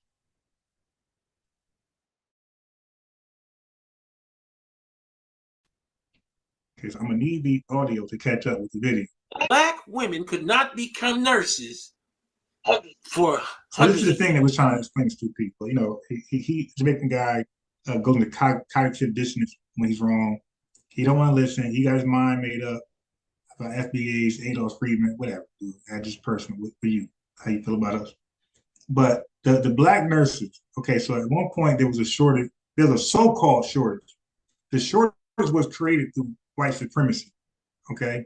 They created a shortage of nurses because they wouldn't employ black nurses. So they went and they looked for they looked for immigrants to come over and fill that void. Of course, okay, put up there, put up there. So there was a shortage of nurses. I guess it was in war or something like that. So they went over to Jamaica and got like cheap labor and got some nurses from Jamaica. Like I said, cheap labor, whatever. They came in. So Stu Peterson was bragging about that. Hey, the Jamaican nurses.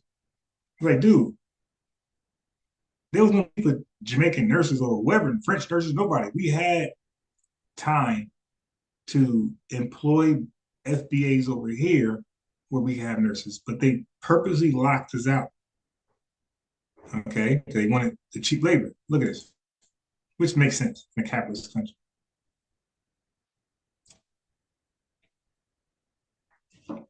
Yeah, mad as they kept them as janitors. They begged to be part of the nursing programs, but they were kept as janitors. So black women, way before this so-called shortage, was trying to be nurses way back when, but they kept them as janitors. They did not allow them to be nurses. They locked them out of this industry of nurses. Okay, Stupides? Okay, Jamaicans? I mean, like, rolling with a lie, like, that don't benefit you. It's a L in the future. You got to roll with the punches, the truth. The reason we have so many Caribbean and Asian nurses now is that there was a shortage in the 80s. And Reagan then opened up the flood doors for these women to come here. And once they were here, they were able to bring their families over. You have a structural deficiency that they planted in your family that these people do not. So now let's add in hyperselectivity. Uh-oh, new word. What hyperselectivity is the idea that you are looking at a certain group and saying they're so successful, but you're not understanding they are not a representation of their home country. And many times they are the oppressive people from their home country. Talk about them Brahmins, beating on them Dalits. But in addition, they are chosen because they come. Black women could not become nurses for hundreds of years.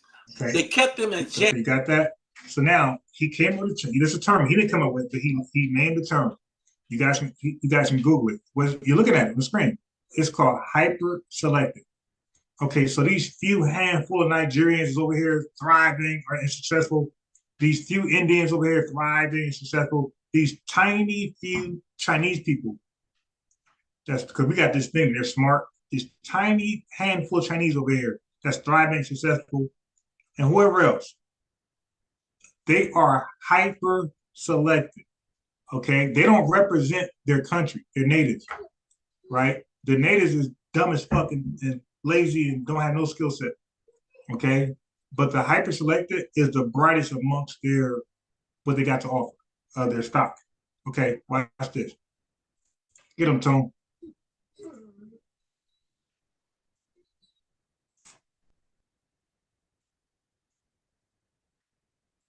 They are chosen because they come in already highly educated. So you have a nation that locked Adolf's American descendants of slavery. Okay, so they locked us out.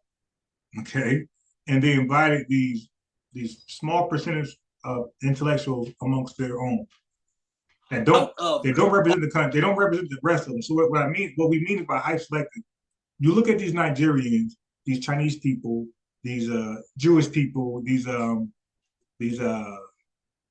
Indians, and they're so smart in this country, but they was hand selected. And we believe they're all smart. No, they actually got the best of them. There's something called brain drain. I'm gonna do that later. This link right here, that's brain drain. So when we select their or draft their brightest, right? That means the country don't have their brightest. So how's the country operating? That's why it's a shithole, because the brightest is coming over here, and that's called brain drain for them. That's called brain gain for the recipient of these hyper-selected intellectuals. Okay, let's move on. Yep, they send their best, and it's a problem back in the homeland, because if their best is over here, their best is not over there. That's why the country remains a shithole. So now you guys get it. This is why none of them can rock with me. That's why they won't click the link, they won't call in, but they'll call in on goofy stuff.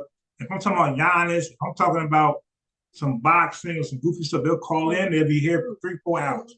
Now when some real topics, they don't click that button. They tried, they got demolished. Two-Piece resorted to ad hominems and all this other stuff. He showed his true character. We thought he was a professional, upstanding individual. Now, when did I ever? I still haven't. Especially when we're talking on the live. When did I ever cross Two-Piece out of the name and disrespect him? Never. High school, never. Okay, but and not the Two-Piece. The invitation for him is over. And Hassan, but everybody else who was here and left, they're still invited to come back and let's have a mature conversation about everything. Okay, everything. But it's going to be respectful, because I see these guys like Hash come over here, over talk me. But recently I seen him on Sheffrin show, and he was very respectful to the guy who over talking him. So they come with that tether hate over here to over talk and disrespect. But other shows that I kick them off or don't value them as much, they will be quiet and get it on. But me, I don't mute nobody, kick anybody off unless it's just disrespectful. So take advantage of that. But that's all changed, because my allegiance is only to FBA. Everybody else is an ally, possibly, but you can get it. Everybody can get it, but FBAs. I'm the can man only when it comes to everybody else.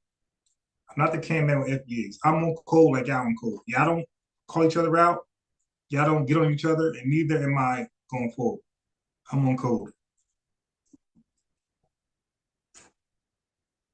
All access to education for hundreds of years. Bring in people that are here with degrees. And all the time, Two-Piece come on the show. And whatever I'm doing, whatever I'm talking about, he'll undermine it and make it about him.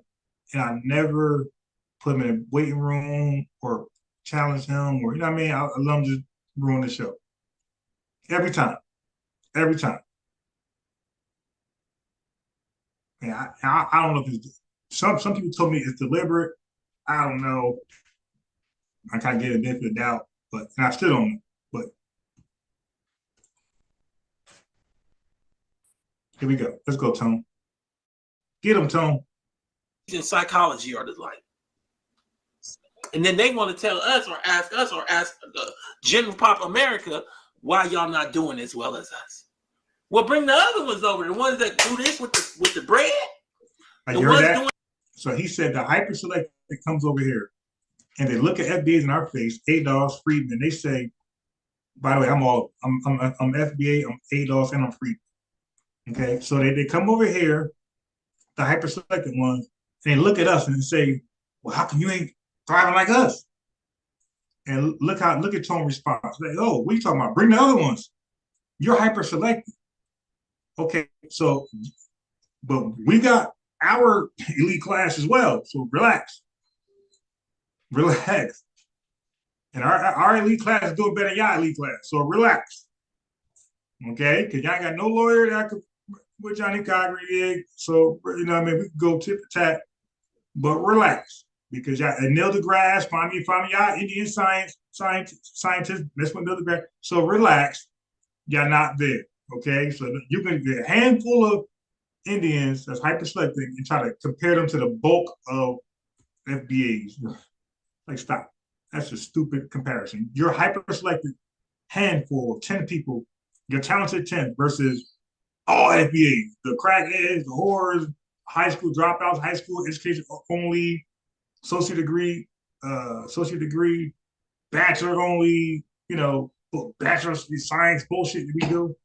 No, compare your hyper-selected class with our hyper-selected class. That's what you do. Or compare your whole with our whole. Listen, get them to them. With degrees in psychology or the like. And then they want to tell us or ask the general pop America why y'all not doing as well as us. Well, bring the other ones over, the ones that do this with the bread, the ones doing this with the bread. Bring him over. Bring him over. Bring the dude that make the Nike shoe. Bring him. Right. Bring those people. Let's see how culture sets. Okay. That's a great point. Oh, you're acting like you represent the whole your country? That's a goddamn lie. Get that damn sweatshop worker and bring him over here and compete with unbiased sports. I will run circles around them. Okay, you're bringing your best over. Therefore, and this is how was it Genghis Khan? This is how he lost his war to the Romans, because I think it was that. I might mess my history up, but they I forgot. I ain't gonna mess it up, but I think that's how they lost. They brought their best. Somebody brought their best out of the country to fight and battle, right? And then the smart people went to their country and sacked it because the best was out of the country. That's my whole point. So you're sending your best over here, but why your country falls?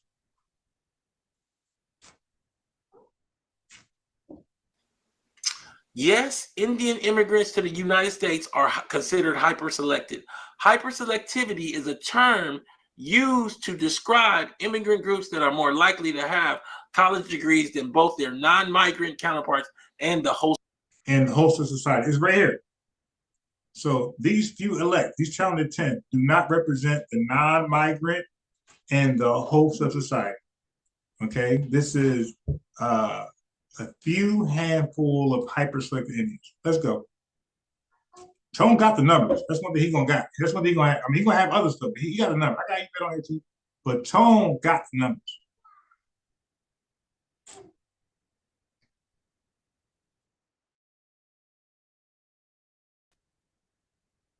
Watch this.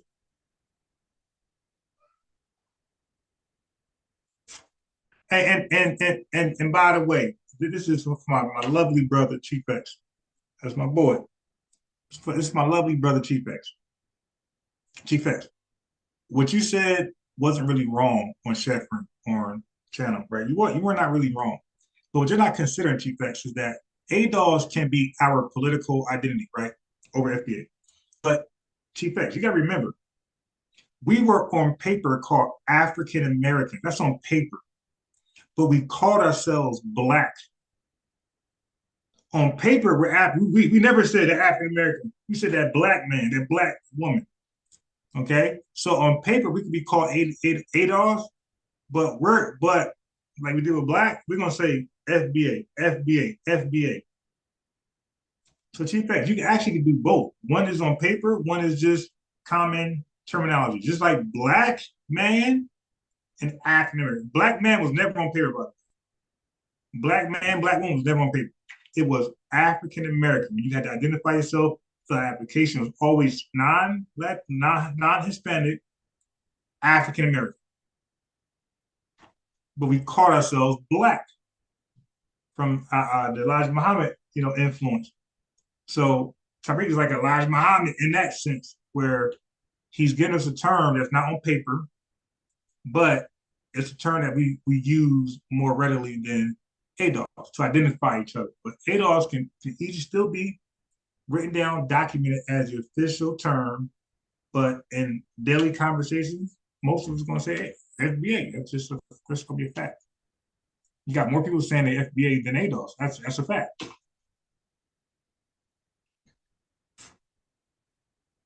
Listen. So again, we have a nation built on slavery and Jim Crow. It's just what it is. It was almost the entire time of this nation. So people that were brown like us nation were built on slavery and Jim Crow. And that's why I wanted, hey Donnie, I wanted somebody, I got called names. I wanted somebody from the Caribbean, somebody from the continent Africa, or any Pan-Africanist to call in or click the link. Still today, I want somebody from the continent, the islands, not Stu Pease, not Hassan. They burned their bridges. From Michael Phillips, or whoever else. And whoever else, anybody, even Haskell, anybody, okay, to call in, click the link, and let's have a discussion. And you're not going to dictate what I want to say. You can say whatever you want to say. Cool. But I got my questions, what I want to ask. All right. And I don't believe none of y'all are genuine. I think all y'all got a motive. All y'all are liars. Y'all remind me of white supremacists, right? Y'all talking points are assuming white supremacists.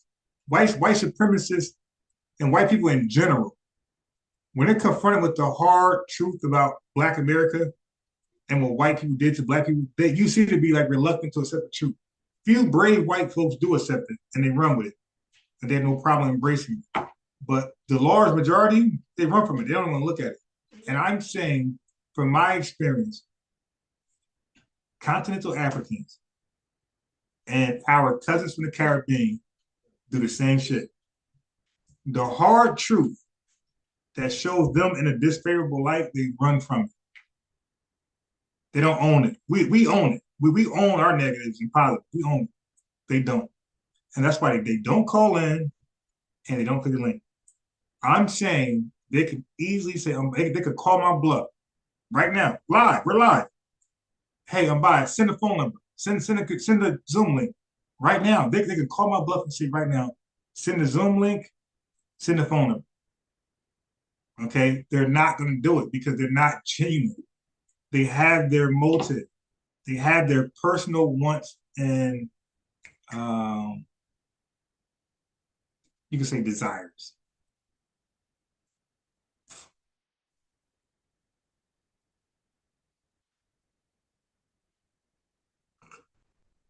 And you see, there's 5 people here when I'm kicking real shit, playing real information. I'm not joking, cussing people out.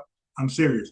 5 people. Now, if I was joking, cussing people out, it'd be 50 people in right now. It'd be 50. Because they just want, they're not serious. They want to clown around.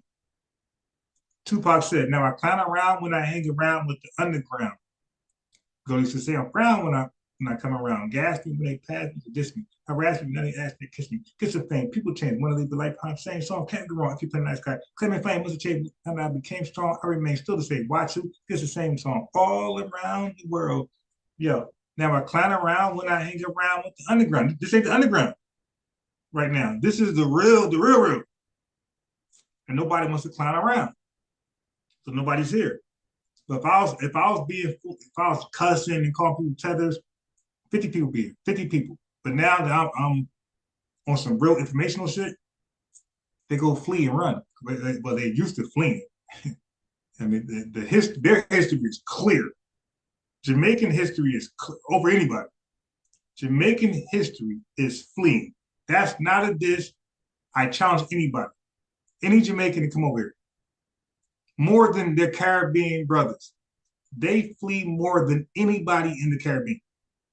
Jamaicans' history is literally fleeing. Literally fleeing. That again, that's an honest fact that I can stand on. Their history is literally fleeing. Since the moment they got independence, they start fleeing right away. Like, oh shit, this independence shit, it sounded cool, but this was a bad idea. I should have stayed with the UK. I should have stayed with the UK. Okay? They flee more than anybody in the Caribbean. I don't know about Africa. I know the Caribbean, the Jamaicans flee more than anybody. So they're going to flee from real conversations like tonight. When Tone Talks is talking, Tariq is funny, you dig? So he'll bring information with Tariq's like a Khalid Muhammad fan, right? Or, supporter. So Dr. Khalid Muhammad always said, hey, you got to educate, entertain. So Tariq took that blueprint and he's very successful. He entertains and he educates. Tone, Yvette, they just educate. I, for the most part, mainly educate. I'm funny. I was almost class clown in high school. You dig? I was very close to class clown. I mean, not very. I wasn't very close, but I was like at least on the damn ballot for class clown. So I got jokes. I'm funny if I want to be that way. Like once I joined the Nation of Islam as like around like 25 years old, I stopped being a clown. But before I was 25, 24 down, I was a clown. Very funny, had jokes for everybody. You dig? Always had everybody laughing. The damn near Charleston White type of guy. You dig? I joined Nation of Islam. They said, cut the buffoonery. And I became more serious from that point to now. So I have like, every so often you see my jokey side, but I pretty much show you my serious side, which I'm not really a serious guy. I'm really a jokester. I'm like serious like Charleston White. I'll be serious, but I'll be joking in my series. Okay. Anyway, let's go. Or locked out. These people waited till that went away, then came here 15 years. You heard what he said? I agree with that. These immigrants, they're all cowards. Every last one of them, not just black, every last immigrant is a coward. They waited until we got the 1964 Civil Rights Act. Every immigrant except for Puerto Ricans. Because Puerto Ricans came here around like 1940s. So I'm talking about non-white immigrants. So Puerto Ricans was here early. But immigrants, if you could source up and show you was here earlier, then I respect that. But Puerto Ricans, to my knowledge, not, and now it wasn't a lot of them, but at least some of them were here in 1940. Like they did. Now they might have been classified as white, I don't know, but they were here, 1940. They seen Jim Crow. Now I don't know if they were. Now I believe they were discriminated against. To be real, I believe they were. In red line, but they were here. But the black immigrants, cowards. They waited until 1964, signed, was that Nixon? Signed, and then they started coming like late 60s, early 70s, but spotted. They sent like the lab rats, test it, see what's going on, and come back and let us know how it is. Okay, but they didn't really come into a major influx until like 1990s. Them Nigerians and all the black immigrants, they were cowards. They would not come when the smoke was evident and present. They came when the smoke was clear. Tone Talks saying the same thing. See, but you won't know history unless you know history. So when he's dropping these bombs, these gems, you don't know, you don't appreciate it unless you know Black history. I showed you in my books of Black history. Y'all can't show me yours. Physical books. You can't show me yours. Part of my language, man. That's why I'm known to say you can't fuck with me. You got no physical books. You don't read like that. Stop. Definitely fuck with me. Definitely not fuck with me. Or nothing. Nothing. Because I got videos of me teaching in churches, Black history, things like that. I never showed y'all once. I think I showed like just like a little bit, but I never really showed y'all because I don't clout chase. Like I don't want you to see. I'm not trying to convince y'all. Y'all see me for what I am. Okay, I ain't trying to show old videos to convince y'all. I got it though. I definitely got it. So again, and by the way, I'm well respected in my community, in my city, amongst the nerds, politicians, and gangsters. I'm well respected. Okay, so if y'all dig up my city and ask you about me, they're gonna be like, nah. What he doing right now on the live, that's who he is in real life. Okay, I'm well respected amongst the have-nots and the have. Okay, y'all the ones cosplaying on the internet, creating a whole new life, not me. Exactly who I am online is exactly who I am in real life.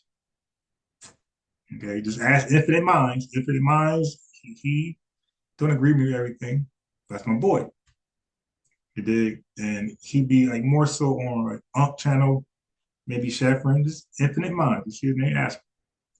You dig? He's like, nah, that's exactly who he is online. It's exactly who he is in real life. I don't cosplay. I'm FBA.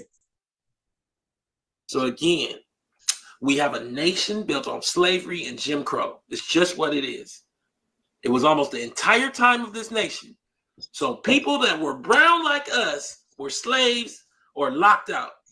These people waited till that went away. Then came here 15 years after and are trying to paint America as if that period didn't build the country. Right. So they're trying to erase our Jim Crow history. They're trying to act like black folks, well, how come y'all ain't doing shit?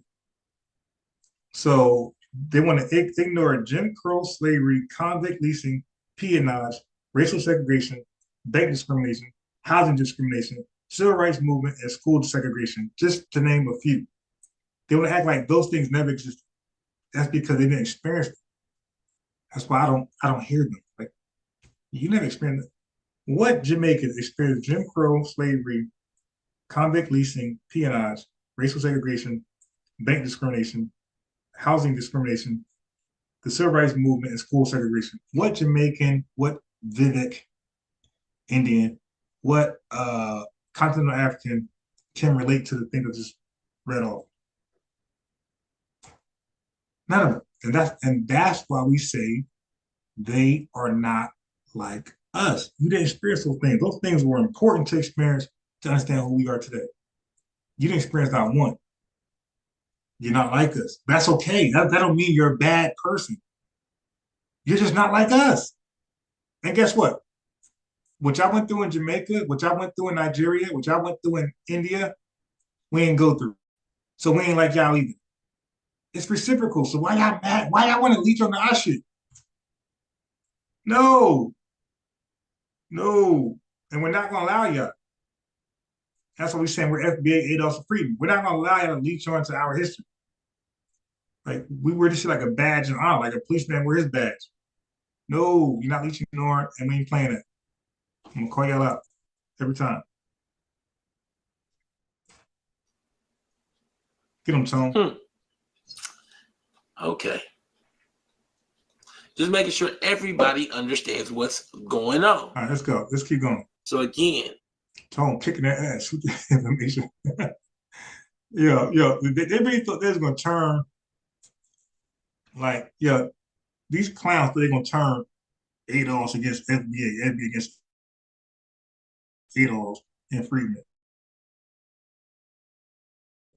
No, you didn't. He didn't. FBA against ADOS, Freedmen, ADOS against FBA. No, we're not doing that. No, we're not doing that. No. We're not doing that. We're not doing that.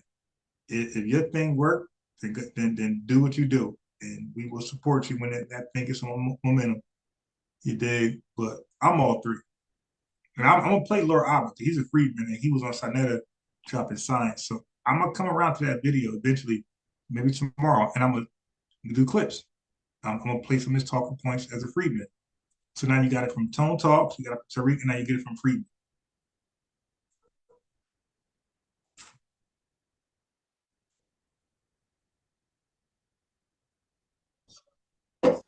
so before 1970, they just weren't here. Yeah, I ain't seen me for our research at all. So before Jim Crow, they just weren't here. What you see is a boom of them that takes off around 1990. Look at the chart. No. Stop, Tone. Let me take over from here. Okay. Let me take over here. Respectfully. They got to see this. Look at this. Nobody 64. This is 60, 62, 64, 66. They're not here. 66, 60, what's that, 8? So I guess it's in twos. Look, okay, so now a handful, 72, 74. They're not here. They're not here to about like here. Okay, 1990 went up. They don't know anything about the crack era. Ain't no Jamaicans on crack, you dig? 1984, 82, 1980. They're not here. He's sourcing up. They're not here. That's why dumbasses can't relate. But they're too disrespectful to like understand what's going on. They don't want to ask. They're pride because they're jealous. And your jealousy makes you a tether. You dig? And I ain't gonna apologize for none of that. Don't care about your friendship, your allegiance, your alliance. Don't you go do what you do. Don't need you at all. They all need is FBA. Let's make that very clear. All I need is ADOS. All I need is Freedom. I don't need none of y'all niggas. I'm good. I'm in my home country, homeland. I can't be deported because I'm a natural citizen. Yeah, I can. So it's okay. So that's your problem. And y'all ain't rocking with us like that. We ain't rocking with y'all like that. We ADOS, Freedmen, and FBA. That's it.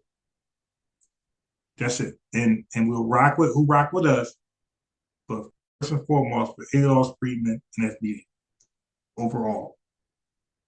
Okay? Let's go on.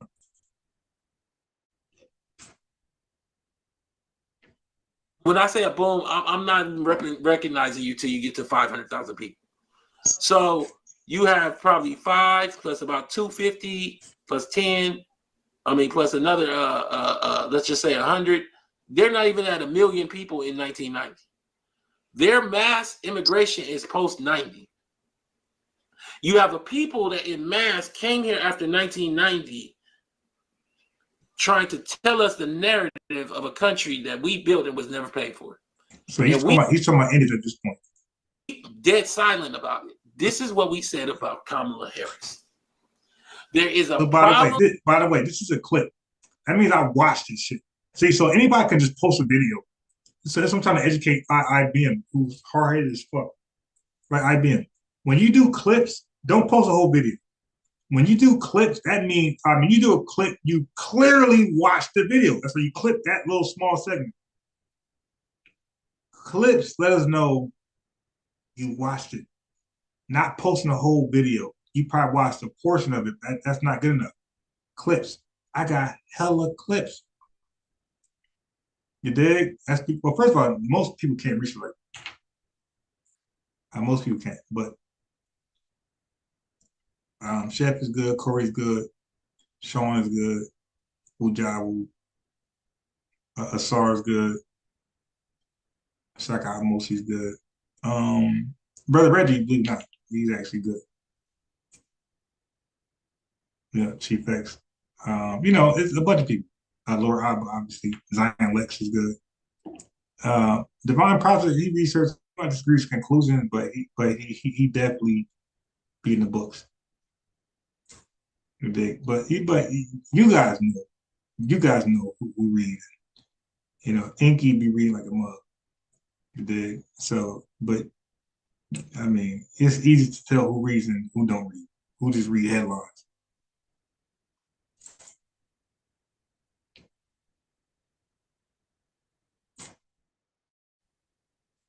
Here that your kids will pay for it. Truth Savior. So he be reading.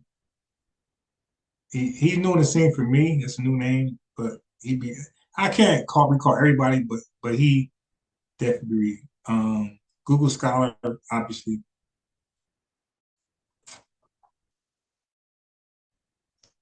Haskell is very smart. He's just on the wrong side. That's all. His pride and ego got him going forward with a narrative, right? Instead of just being unbiased, Haskell has a narrative, but he's actually smart. Because of your laziness and lack of understanding the realities of what reparations means. So before 1970, no they man just back weren't on the here. scene. But I need no man back on the scene. I gotta find her. Let me see if I got a number. Did I ever get her damn number? I need no man back on the scene.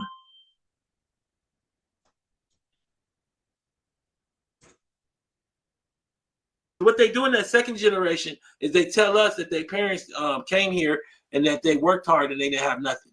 But their idea of nothing isn't being a slave for hundreds of years. Their idea of nothing isn't $200 liquid. Their nothing is some kind of a 2-year struggle or 4-year struggle. I forgot to mention Rob Bourne in True Story. And actually, Garfield is actually a good. He's actually, to be honest, he's actually good researcher. They don't even understand our nothing. What they do in that second generation is they tell us that their parents came here and that they worked hard and they didn't have nothing. Right. So you just said they claim their parents came here, they work hard and they have nothing. They're nothing. This is why you got to read The Big Bang. You have to be scientific. Okay. The Big Bang, when they say it came from nothing, most people think nothing means nothing and they're limited education. They don't know in science nothing is actually something. They don't know in science nothing is not nothing. Nothing is something. But I'm not gonna do that with y'all. But they don't understand in science nothing is actually something. That's all I'm gonna say. It's just like weird, like just weird people just purposely just are ignorant to things because it disagrees with their position.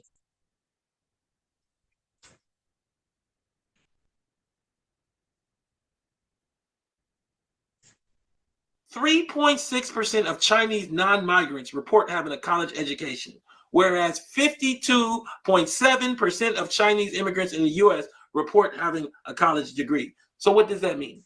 That means that they come from the 3%. So now when they get here, you can't let them tell you that Chinese work hard. Of course, if you take the oppressive 3% and bring them here, they're going to look like they work hard. 3% of Chinese folks that we're basing the whole, you got to admit, you did that. You guys did that. You're guilty of saying Chinese people are smart based on 3% of the population, not the 97%. We're saying Chinese people are smart based on 3%. Listen one more time. From the 3%. So now when they get here, you can't let them tell you that Chinese work hard. Of course, if you take the oppressive 3% and bring them here, they're going to look like they work hard. Bring over the other 97. Right. Bring the dude doing the payback. Put differently, Chinese migrants in the U.S. are 15 times more likely than their non-migrant counterparts in China to have a college degree. This hyperselectivity drives the perception that all Chinese are educated, smart, hardworking, and deserving. Among the Chinese second generation, the proportion of college graduates is 61%, compared to only 32% among non-Hispanic whites of native-born parentage, and compared to like 15% for blacks. So people who click, we're the real researchers. Okay, people who come out. To be honest, I'll say good 70% of the videos you can clip. Some you can't clip. The ones that can't clip, kind of like don't even watch. It's like, why don't you have the clip feature on your channel? This is weird.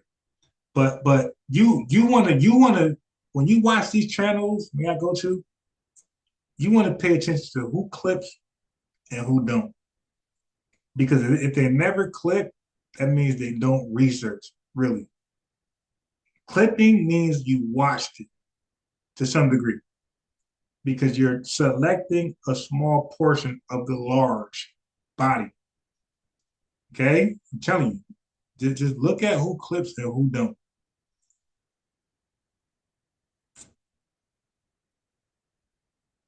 That's an alley-oop for y'all to like to vet and assess certain people. Okay, let's go. Go, Tone.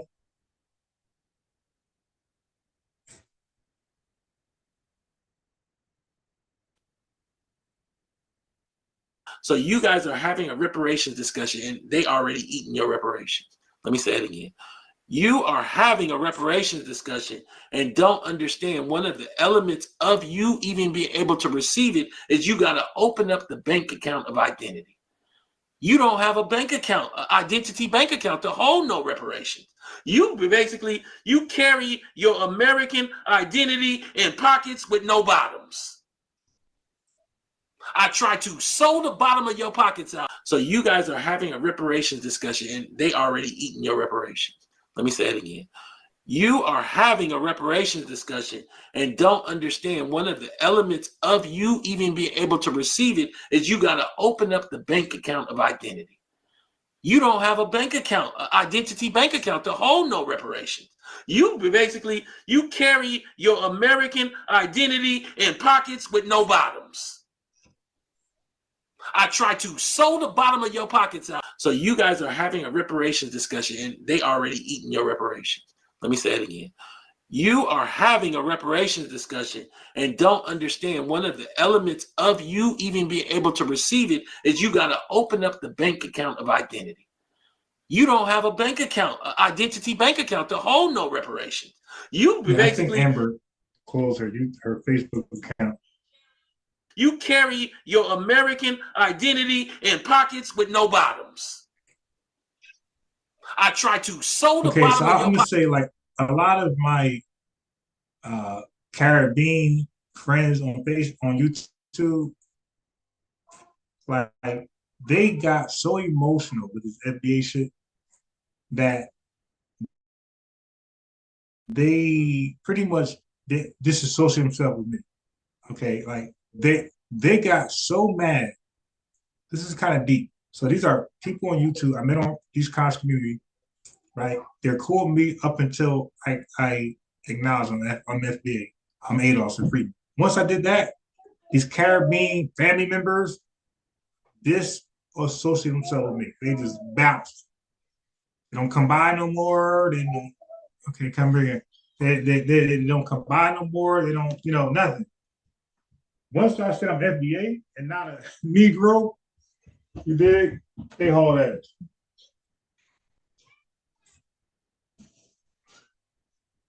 They hauled ass. Once I said I'm not a Negro, now as a Negro, they stood around. Hey, let it go. Go. So as a Negro, they was my best friend. So once I said, nah, I'm not a Negro, I'm FB, I'm ADOS, I'm Freedman. These are brothers, right, in the diaspora. Once I said, nah, I'm not a Negro, I'm not a colored person, I'm not a NIGGA, I'm FB, I'm Freedman, I'm ADOS. They're gone. They're gone. This is like damn near all, to be honest.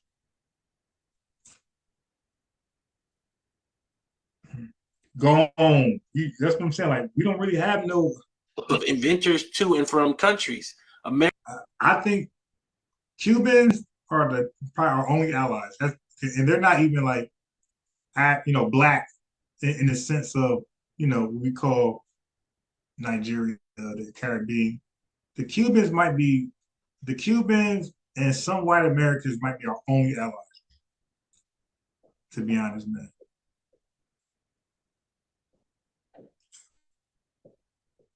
America has more inventors coming here than all countries combined.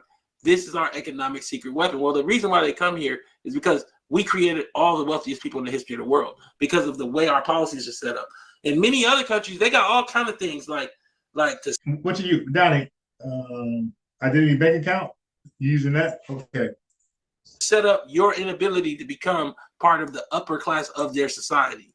Nope, not here. But they do know how to keep policies for ADOS people. There's only one group that was impacted by Jim Crow. There was no Juan Crow. It was Jim Crow for ADOS black folk.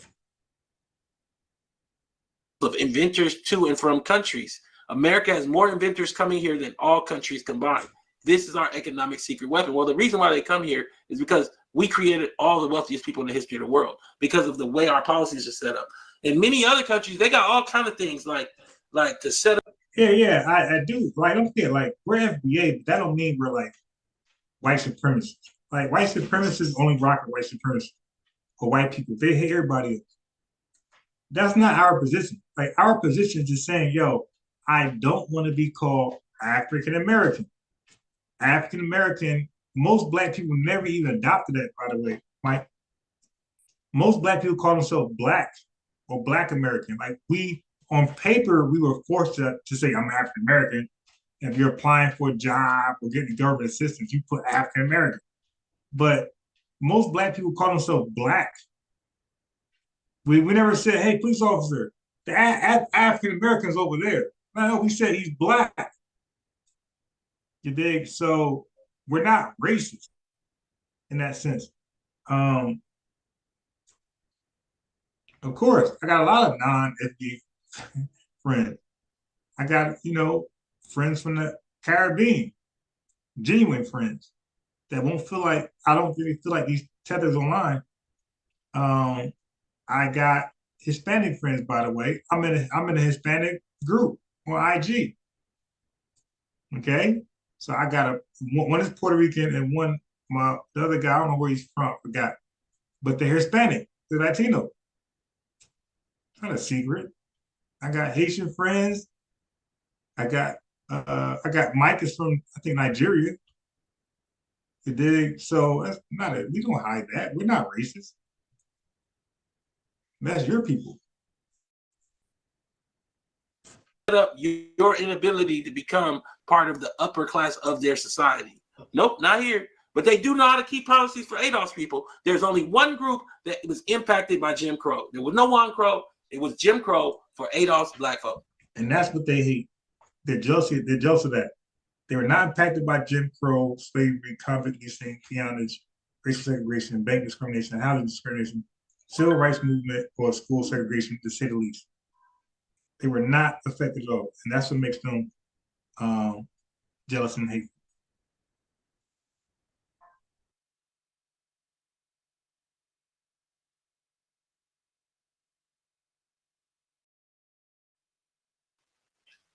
Prison labor helped build U.S. capitalist business empires.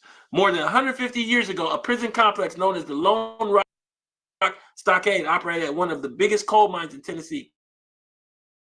The state was leasing these prisoners out to private companies for a fee, in a practice known all across the South as convict leasing. In states like Texas, Florida, Georgia, and Alabama, prisoners were also used to build railroads, cut timber, make bricks, pick cotton, and grow sugar on plantations. In a joint investigative report from the Associated Press and revealed at the Center for Investigative Reporting, they spent months unearthing this history. They focused on Tennessee Coal, Iron, and Railroad, which ran the stockade and coal mine, and the company that later bought it, U.S. Steel. U.S. Steel is who? It's Carnegie. And I don't think we grasp it. Prison labor helped.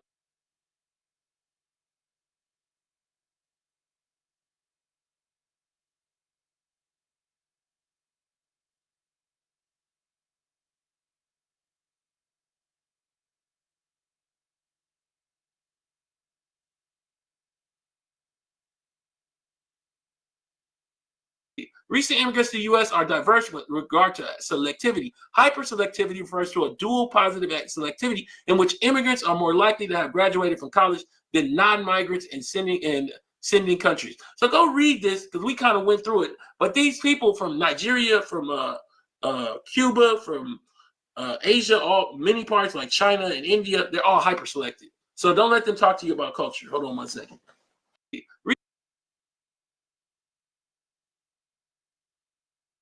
In the past, Black people were forcibly uprooted from their homes and nations and transported to unfamiliar lands. They were exploited for their physical strength, enduring backbreaking labor on plantations. Fast forward to today, Africans are voluntarily leaving their homelands, not under chains or compulsion.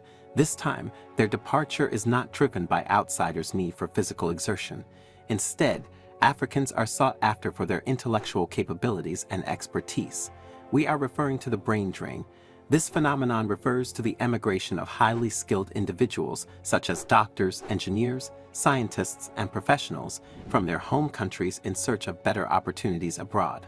While it's an issue that affects many regions, Africa's brain drain has been particularly pronounced, exacerbating the continent's developmental challenges. Welcome. This is Rain Smith, and you're watching the New Africa Channel.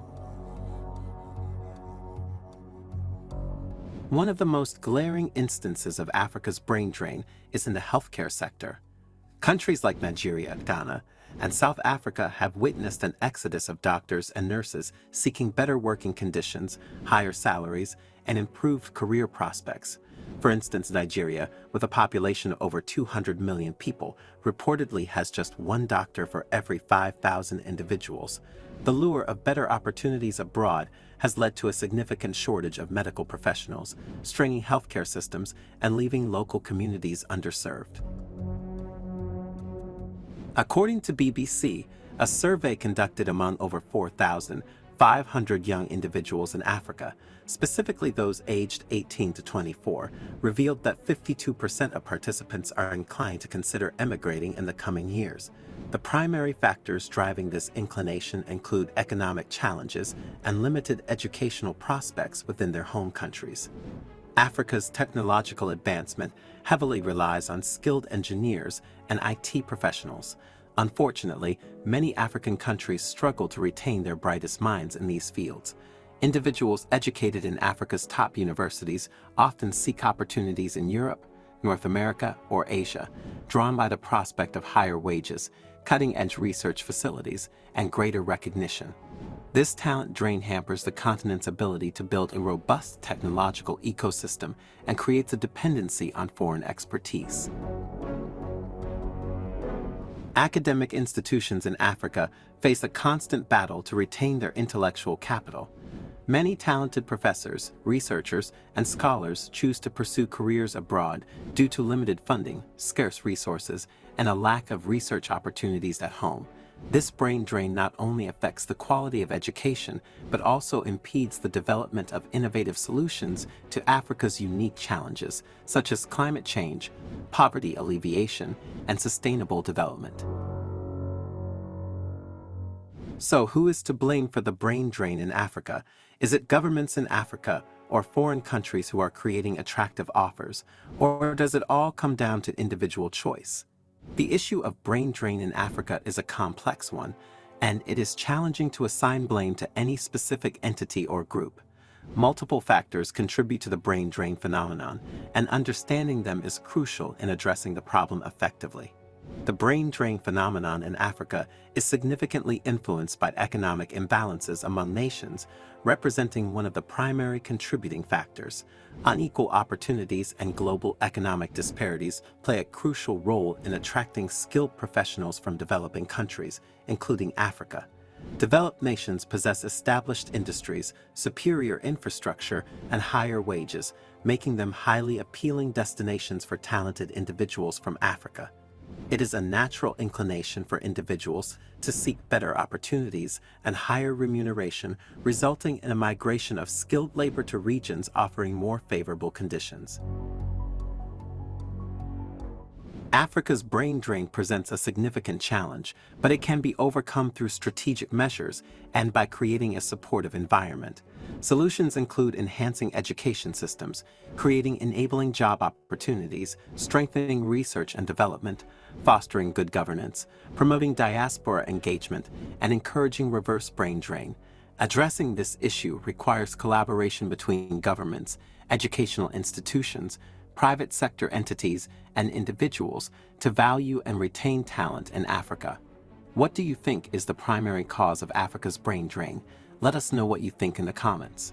Be sure to like the video, share, and subscribe to the channel for more exciting future videos.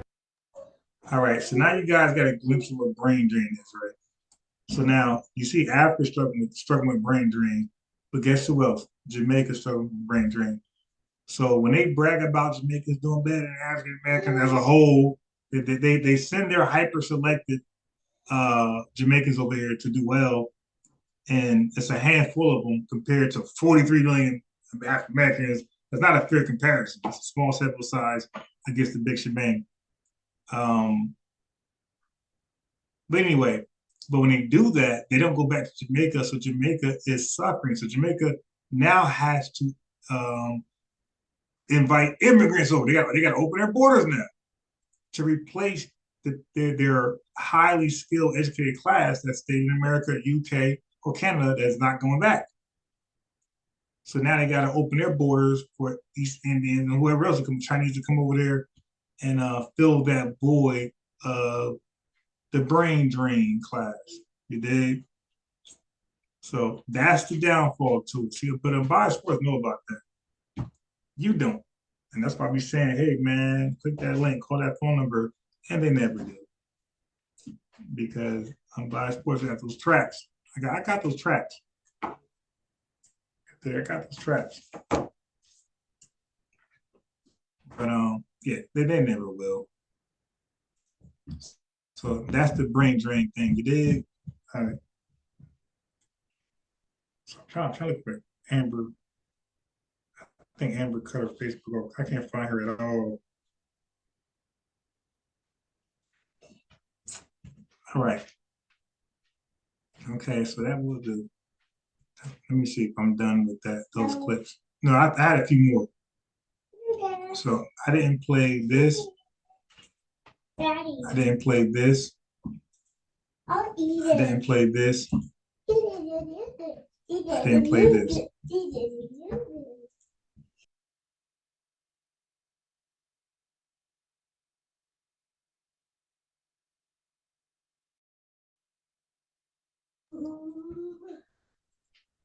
So that's the thing with tethers. Tethers think that FBAs are against everybody,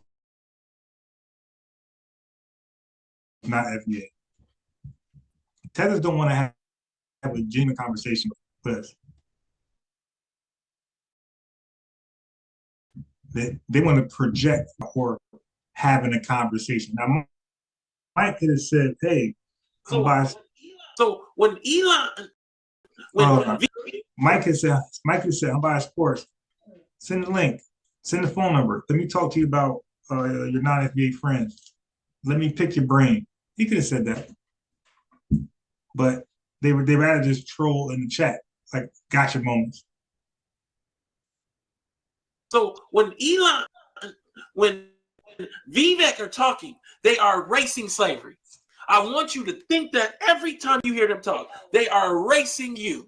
You did not happen. For their argument to make sense, your life and your family's life and the slavery and the Jim Crow and the slavery by another name, it did not happen. They did not sit on the sidelines in the marketplace. Their labor was allowed to be in play to create other men's familial wealth. So when Vivek are talking, they are erasing slavery. I want you to think that every time.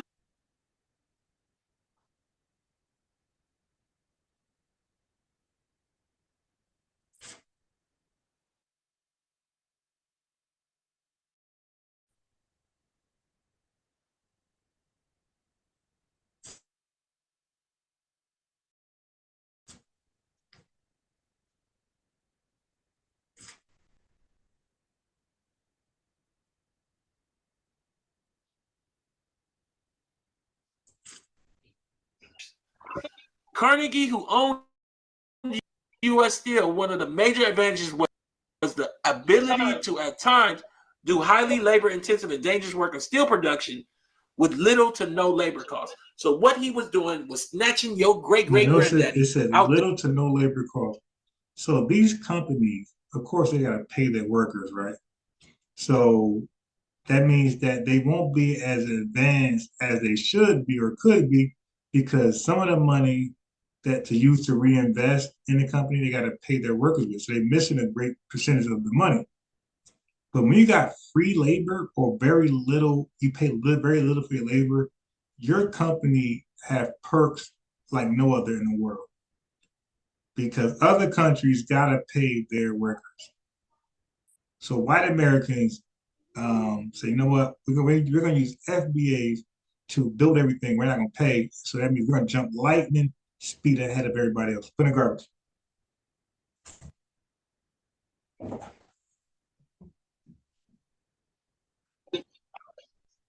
Them minds, they put them in their minds as a form of incarceration. They largely drummed up charges to make them criminals.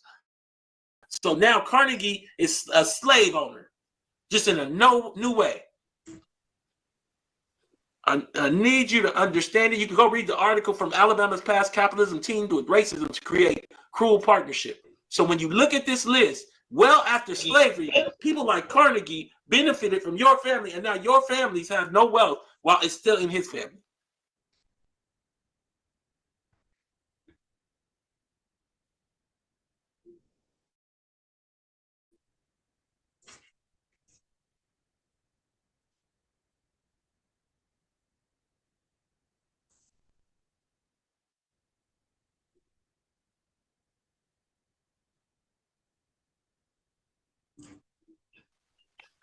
Prison labor helped build U.S. capitalist business empires. More than 150 years ago, a prison complex known as the Lone Rock Stockade operated at one of the biggest coal mines in Tennessee.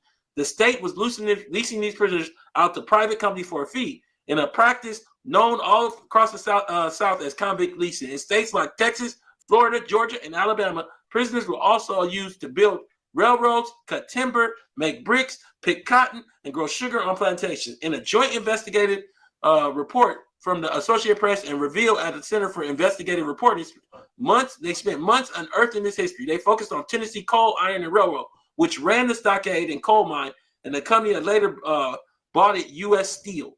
U.S. Steel is who? It's Carnegie. And I don't think we grasp it. Prison labor.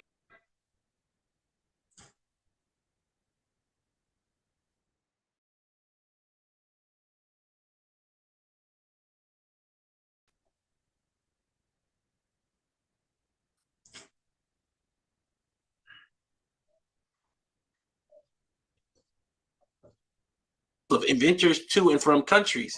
America has more inventors coming here than all countries combined. This is our economic secret weapon. Well, the reason why they come here is because we created all the wealthiest people in the history of the world because of the way our policies are set up. In many other countries, they got all kinds of things like to set up your inability to become part of the upper class of their society. Nope, not here. But they do know how to keep policies for Adolf's people. There's only one group that was impacted by Jim Crow. There was no one Crow. It was Jim no Crow, Crow, Adolf's black folk.